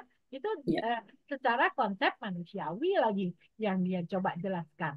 Nah, itu aja udah ya harusnya nggak begitu dong. Kalau dia mengatakan sesuatu yang benar, nggak perlu banding-bandingin sama orang lain, ya kan? Kan paling sakit kalau dibanding-bandingin. Dia bercanda. Aja dibanding-banding ke. Iya. Jadi eh, kenapa kok dia tidak menjelaskan sesuatu ya harusnya tuh begini ya ini yang benar gitu kenapa mesti dia tunjuk punya orang lain ya enggak itu aja sudah sesuatu yang eh, inilah ya enggak seperti itu harusnya itu Bu Erna dan apalagi yang dijelaskannya itu salah lagi kan tiga itu konsepnya katanya Tuhan Yesus dan Maria padahal buat kita bukan Maria ya kan Bapak Yesus. Putra Roh Kudus. Nah, itu aja. Jadi karena gini loh, sorry ya Bu Eri ya sebentar ya, Bu Erna sebentar. Begini Bu Erna, kalau di sana itu kan mereka membaca, mengaji di dalam bahasa Arab. Kan bahasa Arab itu bukan bahasa kita, kita kan nggak ngerti bahasa Arab. Nah, itu Ya. mereka nggak boleh, makanya mereka tidak punya pengertian sebetulnya. Mereka hanya bisa mengaji, tapi nggak tahu artinya. Nah, sehingga ketika kita bukakan hal seperti ini, mereka baru oh emang ada tertulis gitu loh. Ya, Tuhannya orang Kristen manusia. Sekarang kita buka gitu di dalam surat Maryam ayat 17 bahwa memang Tuhan itu pernah menjadi manusia yang sempurna lagi dikatakan, ya kan? Terus mereka bilang, emang ada tertulis. Nah, yuk kita buka sama-sama. Makanya saya mengajak kita untuk mempelajarinya ini. Ketika dibuka dia baca, oh iya ya ada yang tertulis ya. Itu dia Bu. Jadi makanya kita one step ahead ya. Tapi lebih maju dan dekat karena yang kita baca bukan ngajinya, tetapi buat kita terjemahannya. Apa sih katanya di dalam ayat ini? Nah, sehingga kita lebih mengerti apa sih yang mau dikatakan oleh ayat itu. Begitu kira-kira Bu Erna, apakah bisa Ya, menjelaskan? bisa. Soalnya mereka bilang juga kalau nggak pakai bahasa Arab dosa masuk neraka. Aduh, kayaknya stupid banget. Makanya, ya kan? Ya, saya bilang begini aja, Bu Erna tolong bacain nih buku buku bahasa Inggris ya kan? Terus Ibu Hmm. baca karena Ibu pintar bahasa Inggris. Setelah itu aku datang lagi dong nanya, Bu itu ceritanya apa sih? Bu Erna bilang gini, ah gue juga kagak ngerti artinya. Ada arti nggak yang kita baca itu tadi? Enggak kan? Iya. Kan kita ini butuhnya pengertian. Apa yang kita dapat? Kalau di sana kita memang mengaji itu yang penting. Ilmu tajwid itu bagaimana harus mendengungkannya, sepanjang apa dengungannya. Untuk apa? Orang kagak ngerti artinya. Ya kan? Kalau menurut Iya. aku sih. Begitu Tapi ya. Bu, kalau semua akhirnya mengakui Yesus Tuhan sebagai Yesus, dunia ini kan berakhir, Bu. Memang. Enggak, kita dalam rangka menjalankan tugas kita, Bu. Kita Iya. memperkenalkan Yesus kepada semua orang itu aja. Ya, Kalau maka pada waktunya kan akan semua orang betul kan Bu di bawah kaki salib, di bawah kaki Yesus kan Bu ya. nanti, Akhirnya iya. jadi tugas kita lah menceritakan kepada semua orang siapa Yesus itu dan mengapa harus Yesus. Kalau dia nggak mau terima, nggak apa-apa kok. Kita juga nggak rugi, kita tetap bisa masuk surga, ya nggak, Bu? Amin. Oke, Bu Misalkan Evan, tadi tentang Bu Eri nih. Bu Eri mau nanya. Boleh. Silakan. Ibu, oh, Oh, saya dulu. Ya, Bu Atau Eri. siapa? Oh ya. Ah, saya terima kasih sekali tadi sudah sangat bagus sekali penjelasan dari eh, Ibu Sari sangat jelas. Biasanya memang itu pertanyaan-pertanyaan yang sering kali kita dapat gitu. Waktu itu saya cuma cuma bisa menjawab sebisa saya. Misalnya kayak gitu, kita jawab bahwa itu kan enggak masa-masa eh, Tuhan itu manusia gitu ya. Kan Tuhan emang pernah jadi manusia. Nah, eh, di akhir itu saya cuma bilang bahwa justru karena dia Tuhan, makanya dia mau jadi manusia, mau jadi sama seperti kita, itu dia bisa. Tapi kalau kita enggak bisa, ada keterbatasan gitu. Kalau Tuhan itu kan tidak terbatas. Jadi mau dia jadi apapun itu bisa gitu. Nah, yang jadi pertanyaan saya itu tentang Isa Al-Masih. Nah, seringkali tanya apakah Isa Al-Masih itu adalah Yesus gitu. Karena di kalender itu kan dulunya kan bukan kenaikan Tuhan Yesus tapi kenaikan Isa Al-Masih gitu. Dan justru yang memperingati kan kita. Nah, dan di situ saya kurang bisa jawab, Bu. Karena kalau saya beberapa kali baca-baca gitu ya, kelahiran kelahiran Yesus itu kan di kandang. Tetapi kalau di dalam kitab Al-Quran itu Tuhan Yesus kan lahir, Isa itu lahir di bawah pohon kurma gitu. Nah, itu kan sudah sesuatu yang berbeda ya. Terus yang satu lagi eh, Tuhan Yesus itu kan dia menjadi manusia dari eh, Bunda Maria, dari Maria ya. Tetapi di di Alkitab Al-Quran itu dijelaskan bahwa bukan Maria, tetapi Maryam, saudaranya Harun gitu. Jadi ketika saya dihadapkan pertanyaan yang seperti itu, saya akan memilih, saya tidak tahu apakah itu orang yang sama. Setahu saya, kalau dua orang lahir di tempat yang berbeda, dua orang lahir dari ibu yang berbeda, yang satu Maria, yang satu Maryam, itu jelas adalah orang yang berbeda gitu. Kalau yang saya yakini ya yang lahir dari Maria itu bukan yang lahir di kandang domba, bukan di bawah pohon kurma gitu. Jadi saya tidak tahu kenapa itu dua pernyataan yang jelas-jelas berbeda gitu.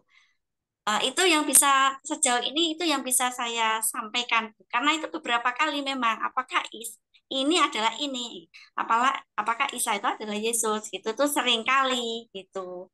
Nah, itu saya yang kurang, ya saya yang jawab seperti itu, apakah itu sudah benar saya juga tidak tahu. Terus yang terakhir ya, kalau mau lebih tahu tentang Yesus, itu ada Alkitab Pak, bisa dibaca, saya bilang gitu saja gitu. Tapi kalau Bapak tanya tentang Isa, saya tidak tahu. Karena di Alkitab saya namanya Yesus dan lahir di kandang domba. Itu Bu yang saya selama ini jelaskan. Nah, mungkin Ibu Nurul bisa menjelaskan kenapa itu kok berbeda dan apakah itu memang satu orang yang sama ataukah dua orang yang berbeda gitu. Oke, terima kasih Bu Erik. Itu memang selalu menjadi pertanyaan dari pihak sana, gitu ya. Nah, kalau kita kembali tadi, mengapa saya memperlihatkan peta zaman itu, ya, itu basic banget gitu loh. Ya, bahwa Islam itu munculnya 600 tahun setelah Yesus. Ya. Nah,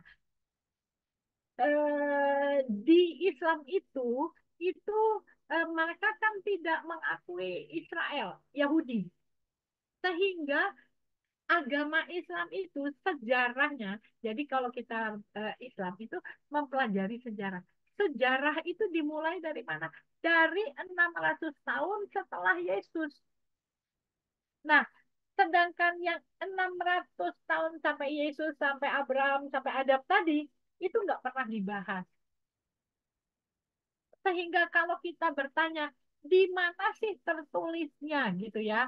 Eh, Misalnya kalau kita kan jelas sekali, Musa itu membawa hukum Taurat, itu kan 5 buku itu sampai detail apa yang terjadi dan semuanya penjelasan itu ada di situ. Nah, kalau kita bertanya, di mana ada tertulisnya tentang Musa? Nggak ada yang spesifik seperti ada di dalam Alkitab. Ya, di mana sih Tuhan ngomong sama Abraham, ya Ibrahim seperti ini gitu? Itu nggak ada. Jadi seringkali itu merefernya menunjuknya kepada hadis Nabi. Hadis Nabi itu apa? Perkataan dan perbuatan Muhammad yang dituliskan oleh teman-temannya.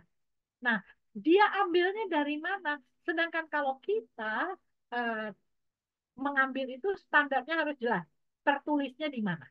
Dan Alkitab kita itu sangat sistematis, mulai dari penciptaan Adam, Abraham, ya, sequence-nya jelas dan sistematikanya jelas. Sehingga kalau kita mau mengutip ini nih ngomong apa sih? Kita bisa lihat ini nih, di sini dia mengatakan gitu loh. Nah, kalau di sana itu itulah tadi pertama kan nggak ngerti karena pakai bahasa Arab. Lalu kedua, tertulisnya di mana? Nggak ada, Bu. Nggak ada ya. Nah, sehingga contohnya dia bilang, oh itu bukan Yesus, itu yang disalib adalah Yudas gitu ya. Itu kita bilang tertulisnya di mana? Nggak ada Bu. Nah, jadi banyak sekali itu hanya katanya ya. Alasannya tadi karena sejarah Islam itu dimulai 600 tahun setelah Yesus. Setelah Yesus itu kan mereka mengambilnya apa gitu. Yang tertulis yang sudah ada sebelumnya justru kan hukum Taurat, Mazmur, Injil, ya kan? Nah, itu mereka nggak lihat itu 3 buku. Masalahnya tadi yang pertama, dia nggak bisa baca tulis. Sedangkan dia kan disuruh baca gitu. Nah, sehingga muncullah seperti tadi itu. Namanya bukan Maria, tapi Maryam, ya kan?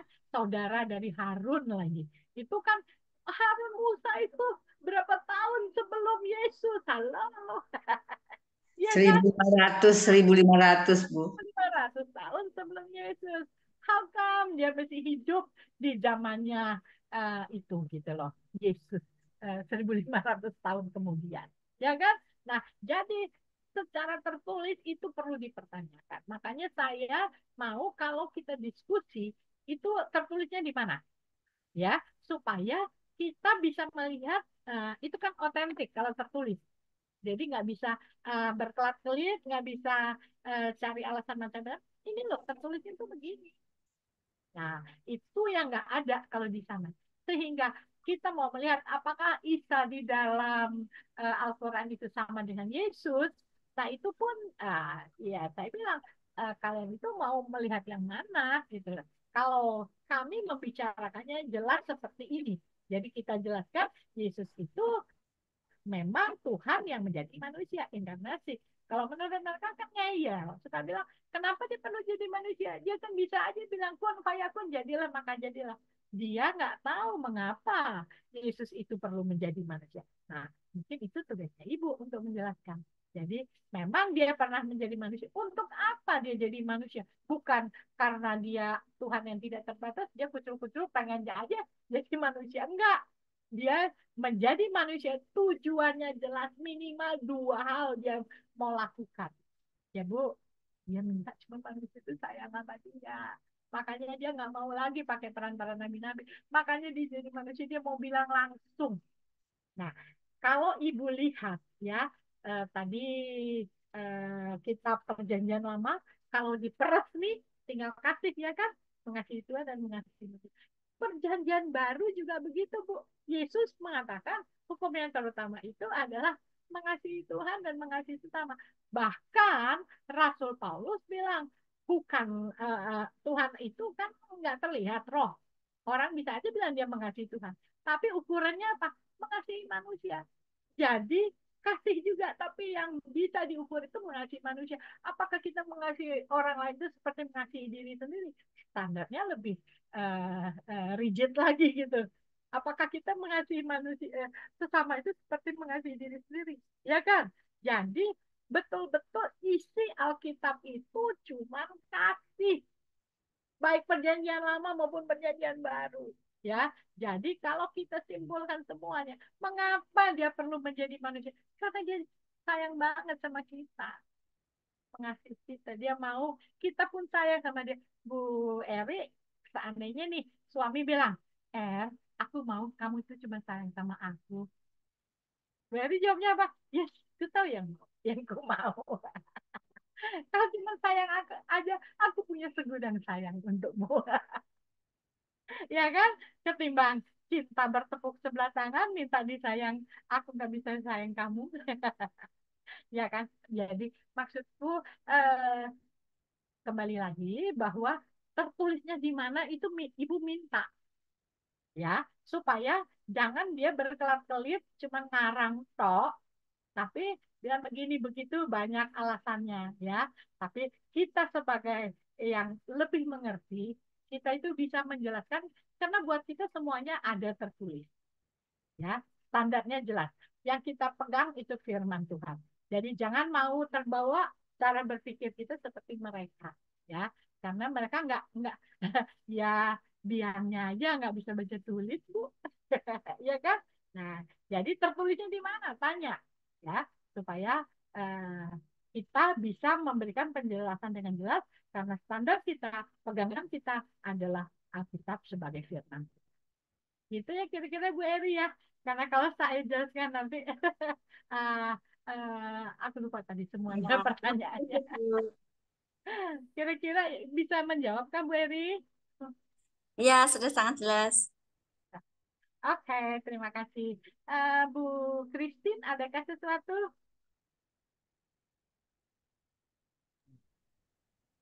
Ya, terima kasih. Ya, Bu. Saya hanya mau menanyakan ini. Trinitas, saya bacanya 1 Yohanes 5 ya, Bu ya.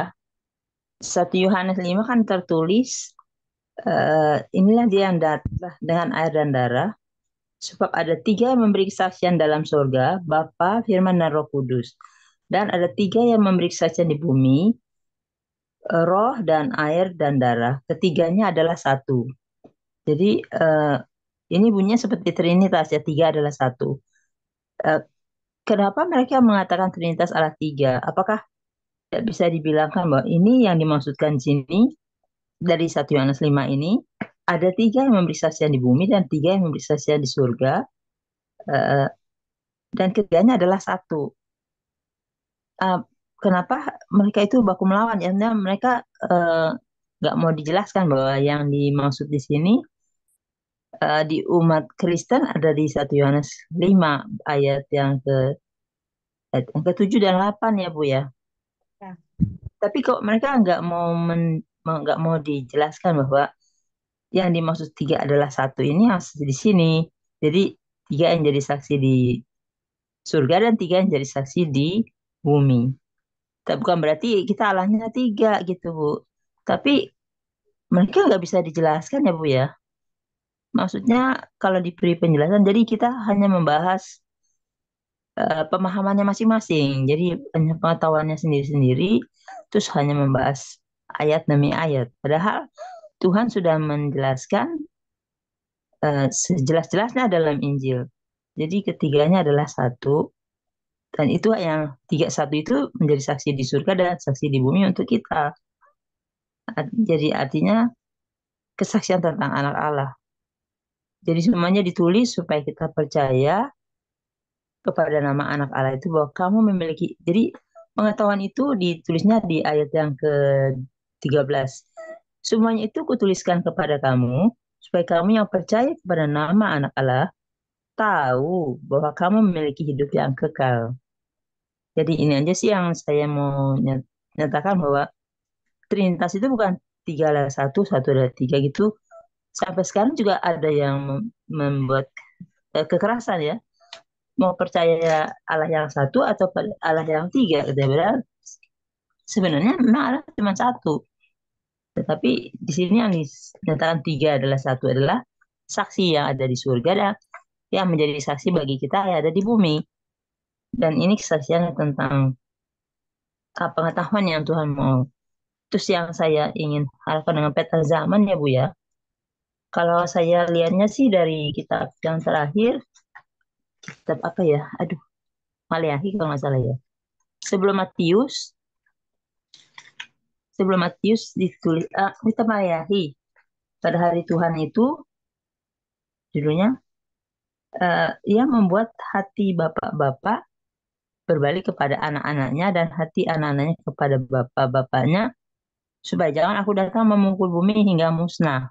Artinya, kalau yang pesan yang Tuhan, maksudnya yang saya dapat sih, artinya semulanya bumi mau dipukul supaya musnah.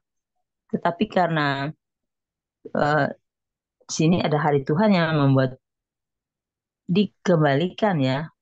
Jadi Elia menjelang datangnya Tuhan, ia membuat hati bapak-bapak kembali kepada anak dan hati anak kembali kepada bapak.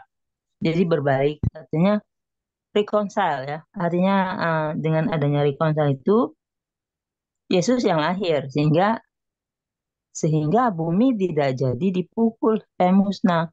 Seumpamanya Yesus nggak datang, kemungkinan ya bukan mungkin ya. Jadi memang udah firman Tuhan diucapkan dan semuanya jadi. Jadi supaya jangan aku datang memukul bumi hingga musnah. Jadi akhirnya yaitu Yesus datang ke bumi untuk membuat reconcile. Jadi apa namanya? Reconcile itu pemulihan ya. Jadi perjanjian yang lama. Jadi memang kebetulan ya susunannya udah rapi banget ini apa Injil. Begitu Maliahi dikatakan datanglah kelahiran Yesus. Jadi Yesus itu membuat reconcile. Jadi yang orang dosa bumi dan ya dosa di bumi dan Tuhan itu berbalik kembali. Baik-baikan lagi lah gitu. Jadi supaya tidak jadi dipukul bumi, Yesus lahirlah ke bumi. Kalau yang saya dapat sih Bu, tapi coba apakah pendapat itu apa masih seperti apa ini saya salah hanya opini saya sendiri apa gimana? Tolong apakah Enggak, ada yang bisa mempersatukan gitu? Ya mohon ditanggapi ya Bu ya. kalau mau jelasin mereka sih kayaknya nggak bisa ribet gitu ya Bu ya. Yang ini aja yang biasa-biasa aja. Ini kalau kayak sorry to say loh. Iya yang ada aja yang kita yang cuman ini aja mereka juga nggak mau ini apalagi yang kayak ribet-ribet begitu. Wow. Tulis kan, tapi mereka tetap keras-kerasan Iya, juga ya. bisa langsung firman. Itu cuman pekerjaan Roh Kudus aja sih saya kalau saya bilang sebelum itu ya untuk mereka Kalau tuh mereka punya Roh Kudus, mereka bisa terima gitu kali ya. kita ada Roh Kudus kita minta bantuan Roh Kudus bukan dia. Nah, mereka kan Iya, tetap aja selubung itu kan masih menutupi mereka. Ya nggak tahu ya Bu Sari ya saya nggak tahu kalau saya salah sorry. Iya, benar Ibu Erna. Yang dangkal aja masih belum bisa, apalagi yang dalam ini gitu Ya, kan. jadi Masih ribet-ribet gitu. terlalu sulit bagi mereka kalau udah sampai situ ya. Jadi yang dangkal-dangkal dulu aja yang bisa langsung dicerna ya. Itu Iya. mereka, itu aja kita udah mengucap syukur. Nanti kalau mereka sudah matang, baru tambah lagi tingkatnya gitu kan. Kadang-kadang yang Kristen aja juga sama gitu.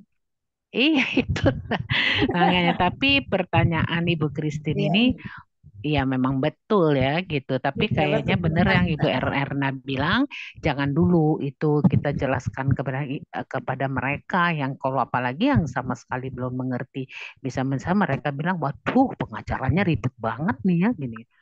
Kita yang ini aja dulu, yang apa, yang cetek-cetek dulu, yang dangkal-dangkal dulu. Gitu. Lanjut Bu Sari, mungkin Bu Sari juga bisa lebih lagi menjelaskan. Terima Jadi kasih. sebetulnya kalau kita lihat yang berat buat mereka mengakui Yesus itu Tuhan, Bu. Itu ya, untuk menjelaskan siapa Yesus itu makanya tadi saya menjelaskan dari awal mengapa Tuhan itu perlu jadi manusia, sehingga tujuannya jelas.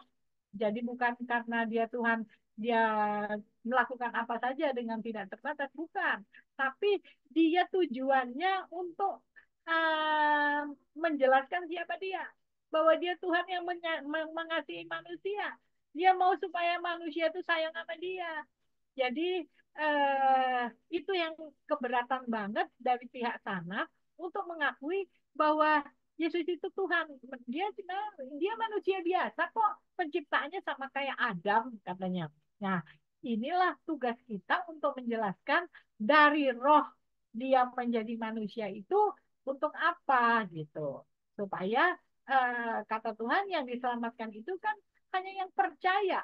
Kalau tidak percaya akan dihukum. Nah, ini dia yang berat, Bu. Mereka justru bilang bahwa banyak sih diceritakan tentang Yesus, tetapi dia hanya sebagai nabi. Nah, kita bilang tidak bisa. Kalau dia hanya sebagai nabi, dia tidak melakukan penyelamatan. Sedangkan kita mau, seperti yang Yesus katakan, orang itu percaya bahwa dia menjadi manusia karena dia adalah Tuhan yang begitu mengasihi kita, begitu menyayangi kita gitu. Dia mau untuk ya itu memberikan keselamatan. Jadi kalau di sana dua hal yang tidak pernah dibahas yaitu tentang keselamatan dan pengampunan dosa. Karena yang melakukan penyelamatan dan pengampunan dosa hanya Tuhannya orang Kristen, hanya Tuhan Yesus.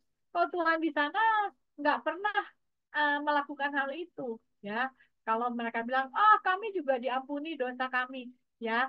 Coba baca di surat Maryam ayat 71 yang mengatakan semua orang mati harus masuk neraka.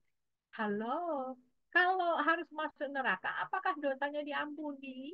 Nah, itu dia, ya. Jadi kita, Bu, jangan mereka yang menggiring pembicaraan, tetapi kita yang menggiring untuk menjelaskan siapa Yesus itu, Bu, ya. Sehingga kita bisa mendapatkan poinnya bahwa menjelaskan Tuhan itu tiga dengan cara yang ribet, percuma, nggak akan ngeh dia, ya. Yang kita mau arahkan pembicaraan kita bahwa Yesus itu Tuhan. Nah, dia mengapa jadi manusia? Karena dia mau mengampuni dosa dan dia mau menyatakan isi hatinya. Ya, nah itu yang pertama. Yang kedua tadi Bu, itu apa? Itu kasih tadi. Makanya Yesus itu betul-betul dahsyat. Dia begitu mengasihi manusia, nggak jadi kita dihancurkan, tetapi Tuhan mengampuni dosa kita, gitu loh Bu. Jadi kalau saya melihat betul-betul intinya Tuhan itu menjadi manusia adalah karena dia mengasihi kita. Itu aja. Jadi mohon maaf ya Bu Kristen, aku kadang-kadang cara berpikirnya orang Kristen suka ribet. Aku nggak bisa masuk terlalu ribet Bu. Ya, ya aku bisa ya. Ya yang dangkal-dangkal aja lah Bu, kira-kira seperti itu. Mudah-mudahan Bu Christine itu mungkin tidak menjawab sih. Tapi jawaban saya seperti itu lebih kurang. Mohon maaf. Ya Bu Linda. Ya, terima kasih ya Besari. Ini yang saya mau nanya nih. Saya Ya. kayaknya baru sekali dengar nih ya. Baru sekali ini. Kan tadi ada pelajaran kita yang Bu Sari bilang, Musa bertanya pada Tuhan, siapa namamu? Terus kan dijawab, Eye, Asher, Eye. Yang saya mau nanya, apakah ini ada tertulis di apa namanya di uh, buku buku apa itu namanya? Kalau orang Islam namanya buku buku apa sih Bu Sari? Al-Quran. Al-Quran. Oh, enggak, Hadis. selain Al-Quran apa tuh? Hadis. Hadis Oh Nabi. iya iya, kadis-kadis gitu. Nah, apakah ada tertulis? Yang tadi Musa bertanya kepada Tuhan kan? Iya, heeh. Nah, tadi kan saya udah bilang sama Ibu, di sana itu kalau kita nanya tertulisnya di mana, nggak ada, Ada. Bu. Karena sejarah Oh. Islam itu dimulai dari Muhammad ke depan. Muhammad ke belakang sini, Adam, Abraham, Maya. Makanya tadi kan aku jelaskan di peta itu tuh skip semua. Mereka nggak kenal, nggak tahu.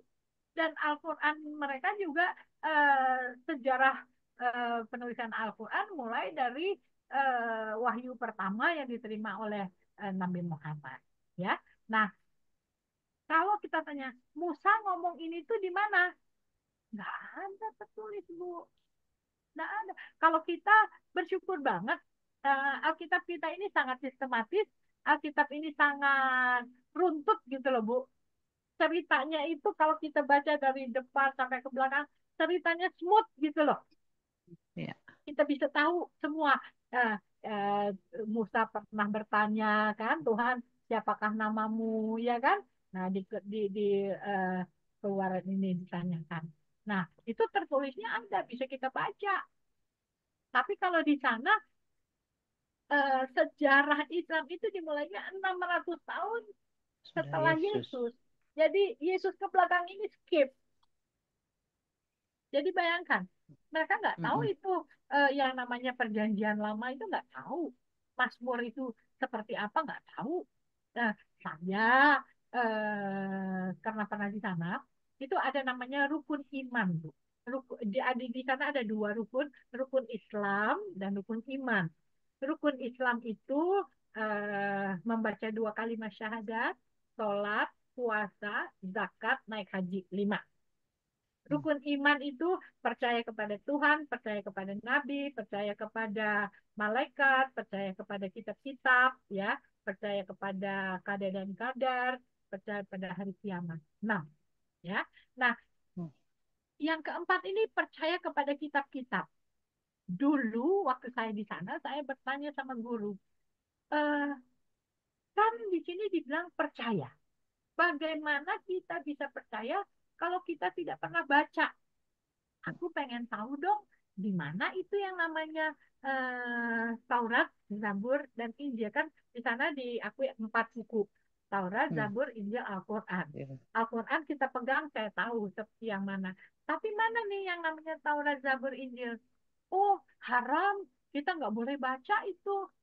Lah, saya bilang, katanya kita suruh percaya. Gimana kita bisa percaya kalau nggak pernah baca? Nah, itu menjadi salah satu concern saya waktu saya masih di situ, Bu. Nah, saya ini sangat bersyukur banget. Setelah saya masuk di Kristen, saya baru tahu yang namanya Alkitab kita ini 3 buku ada di dalamnya, Bu. Taurat itu yang di depan, Taurat. tadi perjanjian lama, Mazmur itu ada di dalam ini, Zabur, dan Zabur. Injil itu jelas yang mana. Matius, Markus, Lukas, Yohanes, ya kan? Jadi buat saya ini harta yang luar biasa. 3 Amin. buku itu saya bisa baca di sini, Bu. Jadi Amin. bagaimana kita bisa percaya kalau kita tidak pernah baca, gitu loh. Nah, itu jadi pertanyaan saya waktu itu, Bu. Jadi Iya. kalau tadi Ibu nanya apa kok saya ke sana ya? Itu ya, enggak yang saya tanya yang Musa bertanya siapa Oh nama iya, itu Tuhan. dia. Iya, jadi karena nggak ada tertulisnya, Bu. Kalau misalnya kita nanya nih, eh, eh, iya maksudnya kita mau nyamain lah gitu ya. Ada nggak tertulis di sana Tuhan nanya siapa namamu itu gitu? Nggak ada, nggak ada. Karena betul-betul merupakan sesuatu hal yang berarti buat saya bahwa sejarah Islam itu dimulai dari Muhammad ke depan. Muhammad ke belakang sini mana? Nggak ada, nggak ada.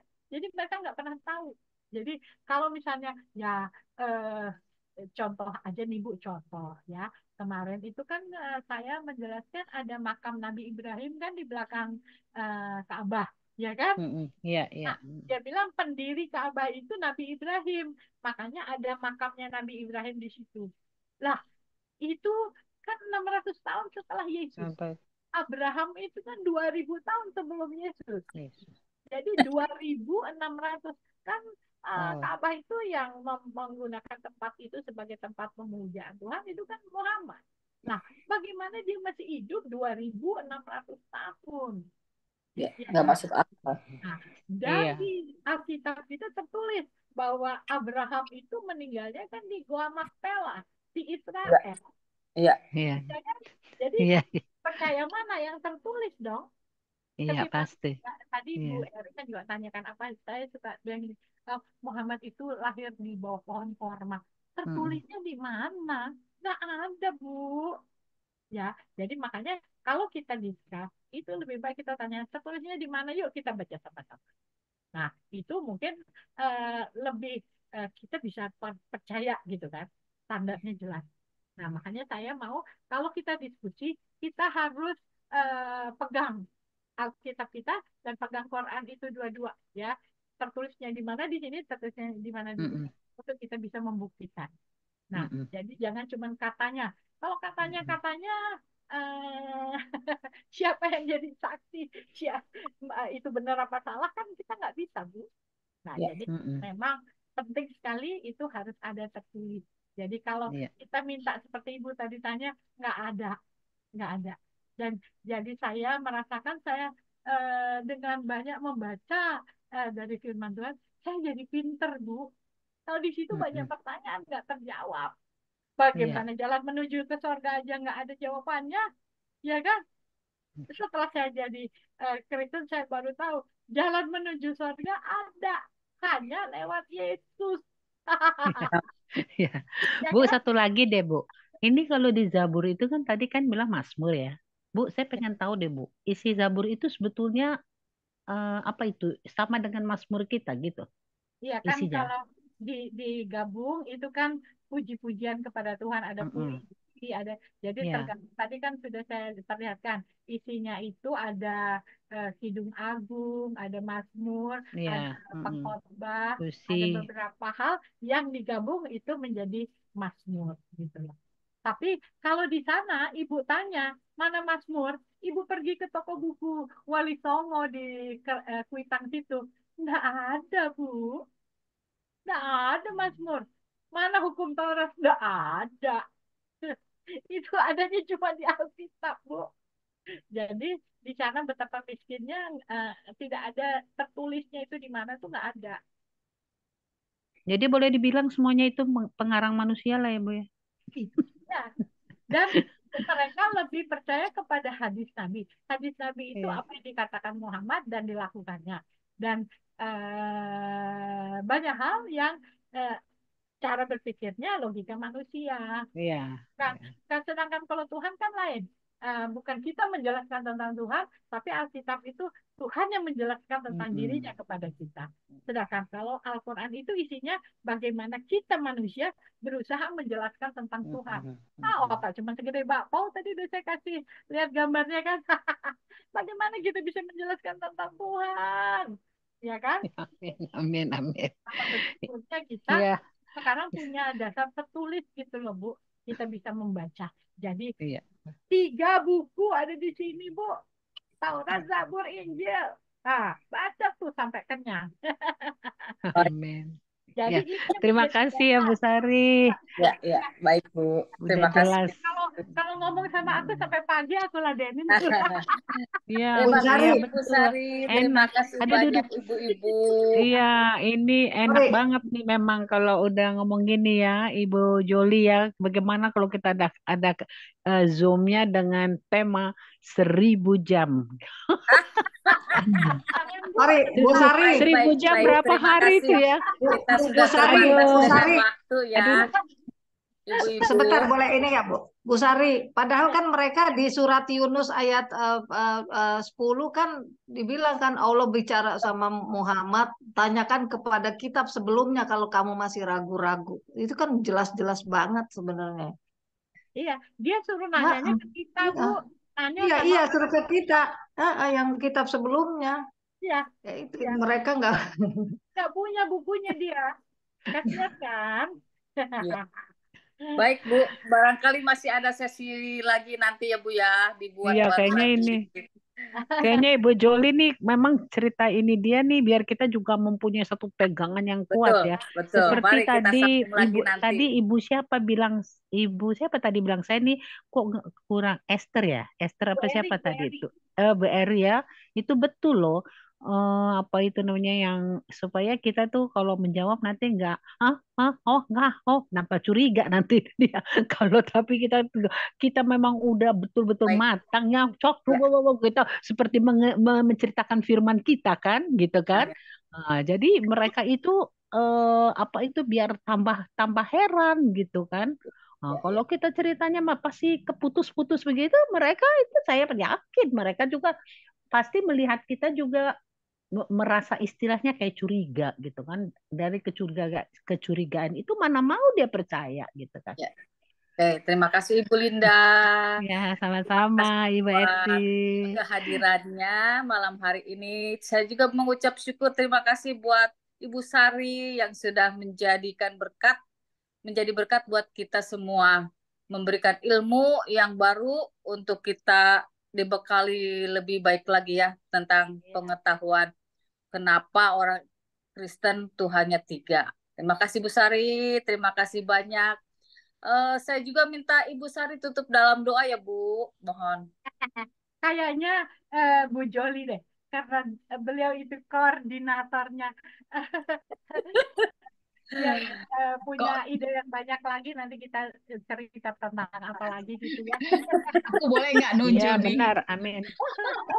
Iya betul-betul ini kayaknya nih saya tadi apa itu namanya yang Bu Sari bilang, wah sama saya bisa jam-jam. Oh saya juga Bu Sari saya tantangin Bu Sari. Harus pertemuan di darat Tanya, ini. tanya Ibu Joli tuh ya Bu Joli ya. Kalau nggak ada geledek sama angin besar kita nggak habis ya Iya cerita. benar. Pasti Bu jangan khawatir ya. Pasti kita akan dibekali terus gitu ya dengan sesuatu hal Amin. yang Iya, baru. Dan iya. ibu-ibu jangan khawatir. Nanti ini kan direkam. Jadi nanti Heeh, kalau mau mengulang lagi, jadi kan tadi Bu Sari udah bagi slide ya. Nah nanti iya, kita bisa iya betul. pelajari lagi lebih dalam. Nanti saya akan share YouTube-nya. Jadi menurut saya memang kita perlu mempelajari yang di-share oleh Ibu Sari tadi ya. Kalau cuma sekali bacanya tadi itu kurang Iya, kurang kurang kurang bisa. kurang nyantol. Jadi harus Heeh. terus didengar berulang seperti itu Iya supaya betul, betul, betul. supaya Itu kita saya paham. setuju.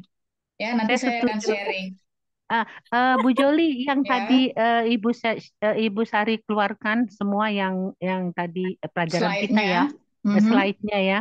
mhm. Gimana? Bagaimana kita bisa dapat itu? Bu Sari Untuk bikin. gimana? Bisa nggak PDF-nya Hmm, dibagikan ah, nanti biar saya share ke grup dan ke ibu-ibu. Boleh, boleh, boleh. Boleh Saya ya? sebetulnya mm-mm. ada nulis ya, itu bukan dicetak lah ya Bu. Aku tulis, terus aku copy, dibikin buku gitu.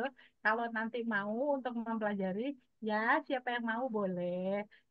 Bu kali bilang ke Bu Joli, kali nanti gimana ya Bu ya.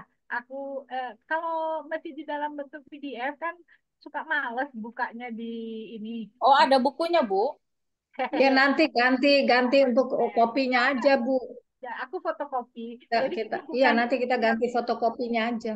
ya bukan buku yang aku cetak lah ya Bu. Aku tuh Oke. kecil-kecilan saja. Jadi aku tulis, terus aku copy dijadiin buku. Nah, kalau Hmm. memang perlu untuk mempelajari, siapa yang tertarik boleh. Nanti Iya. eh, eh, Mm-mm. kali ini aja ke aku Japri. Nanti aku dikasih alamat, nanti aku kirim Ya. bukunya. Siapa Iya, yang terima kasih Bu Sari. Karena terus terang tadi saya lihat sederhana juga yang diberikan pelajarannya sama Bu Sari. Jadi kita juga bisa menangkap dan juga bisa menceritakan kembali ya, gitu. Jadi apa tuh namanya nggak sulit dimengerti gitu. ya. Yang penting kita menceritakan siapa itu Tuhan kita, gitu kan ya Amin. Bu Sari? Ya, Nah, jadi pembicaranya iya Bu intinya Sari. cuma membuktikan bahwa Yesus itu Tuhan, itu aja intinya, Bu. Iya Amin. betul betul betul. Ya, oke. Dengan segala senang Oke. hati, aku akan memberikan siapa yang mau. Iya Bu Sari, terima Oke, kasih. terima kasih. Ibu Joli kali itu Ya, tutup dalam slide. baik. Baik, terima kasih. Mari ibu-ibu kita mengakhiri seminar kita hari ini dengan doa. Mari kita menundukkan kepala. Bapa yang kami sembah di dalam roh dan kebenaran, kami mengucapkan syukur bahwa pada malam hari ini Tuhan, kami diberikan ilmu yang baru Tuhan, mengenai konsep Trinitas yang akan memperkuat basic kami ketika kami menjelaskan siapa Engkau sesungguhnya ya Bapa. Putra, Bapa, Putra, dan Roh Kudus. Bantu kami Tuhan untuk mempunyai dasar-dasar yang kuat Tuhan. Sehingga ketika kami Tuhan hendak menjelaskan mengenai Engkau kepada teman, saudara kami Tuhan, mereka dapat mengerti dan mengakui Tuhan. Bahwa Engkau adalah Bapa kami, 3 di dalam 1 ya Bapa. Terima kasih juga Bapa untuk Ibu Sari yang sudah Engkau sediakan kepada kami Tuhan untuk menjelaskan kepada kami, untuk memberikan pengetahuan kepada kami. Terima kasih Tuhan, Engkau mengurapi dia terus Bapa dengan roh hikmat pewahyuan-Mu. Bapa pada malam hari ini kami akan menyelesaikan dan menutup seminar ini. Kami percaya Bapa akan ada ilmu-ilmu baru lagi yang akan Engkau berikan melalui ibu-ibu yang ada di Zoom ini. Terima kasih Yesus, terima kasih Roh Kudus. Kami akhiri doa ini di dalam nama Tuhan Yesus. Kami berdoa dan mengucap syukur. Haleluya. Amin. Amin, amin, amin. Terima kasih Ibu-ibu semuanya. Tuhan berkati. Ibu Joli. Terima kasih Bu Eri. Eti, terima kasih. Selamat malam Ibu terkasih. Ibu Nur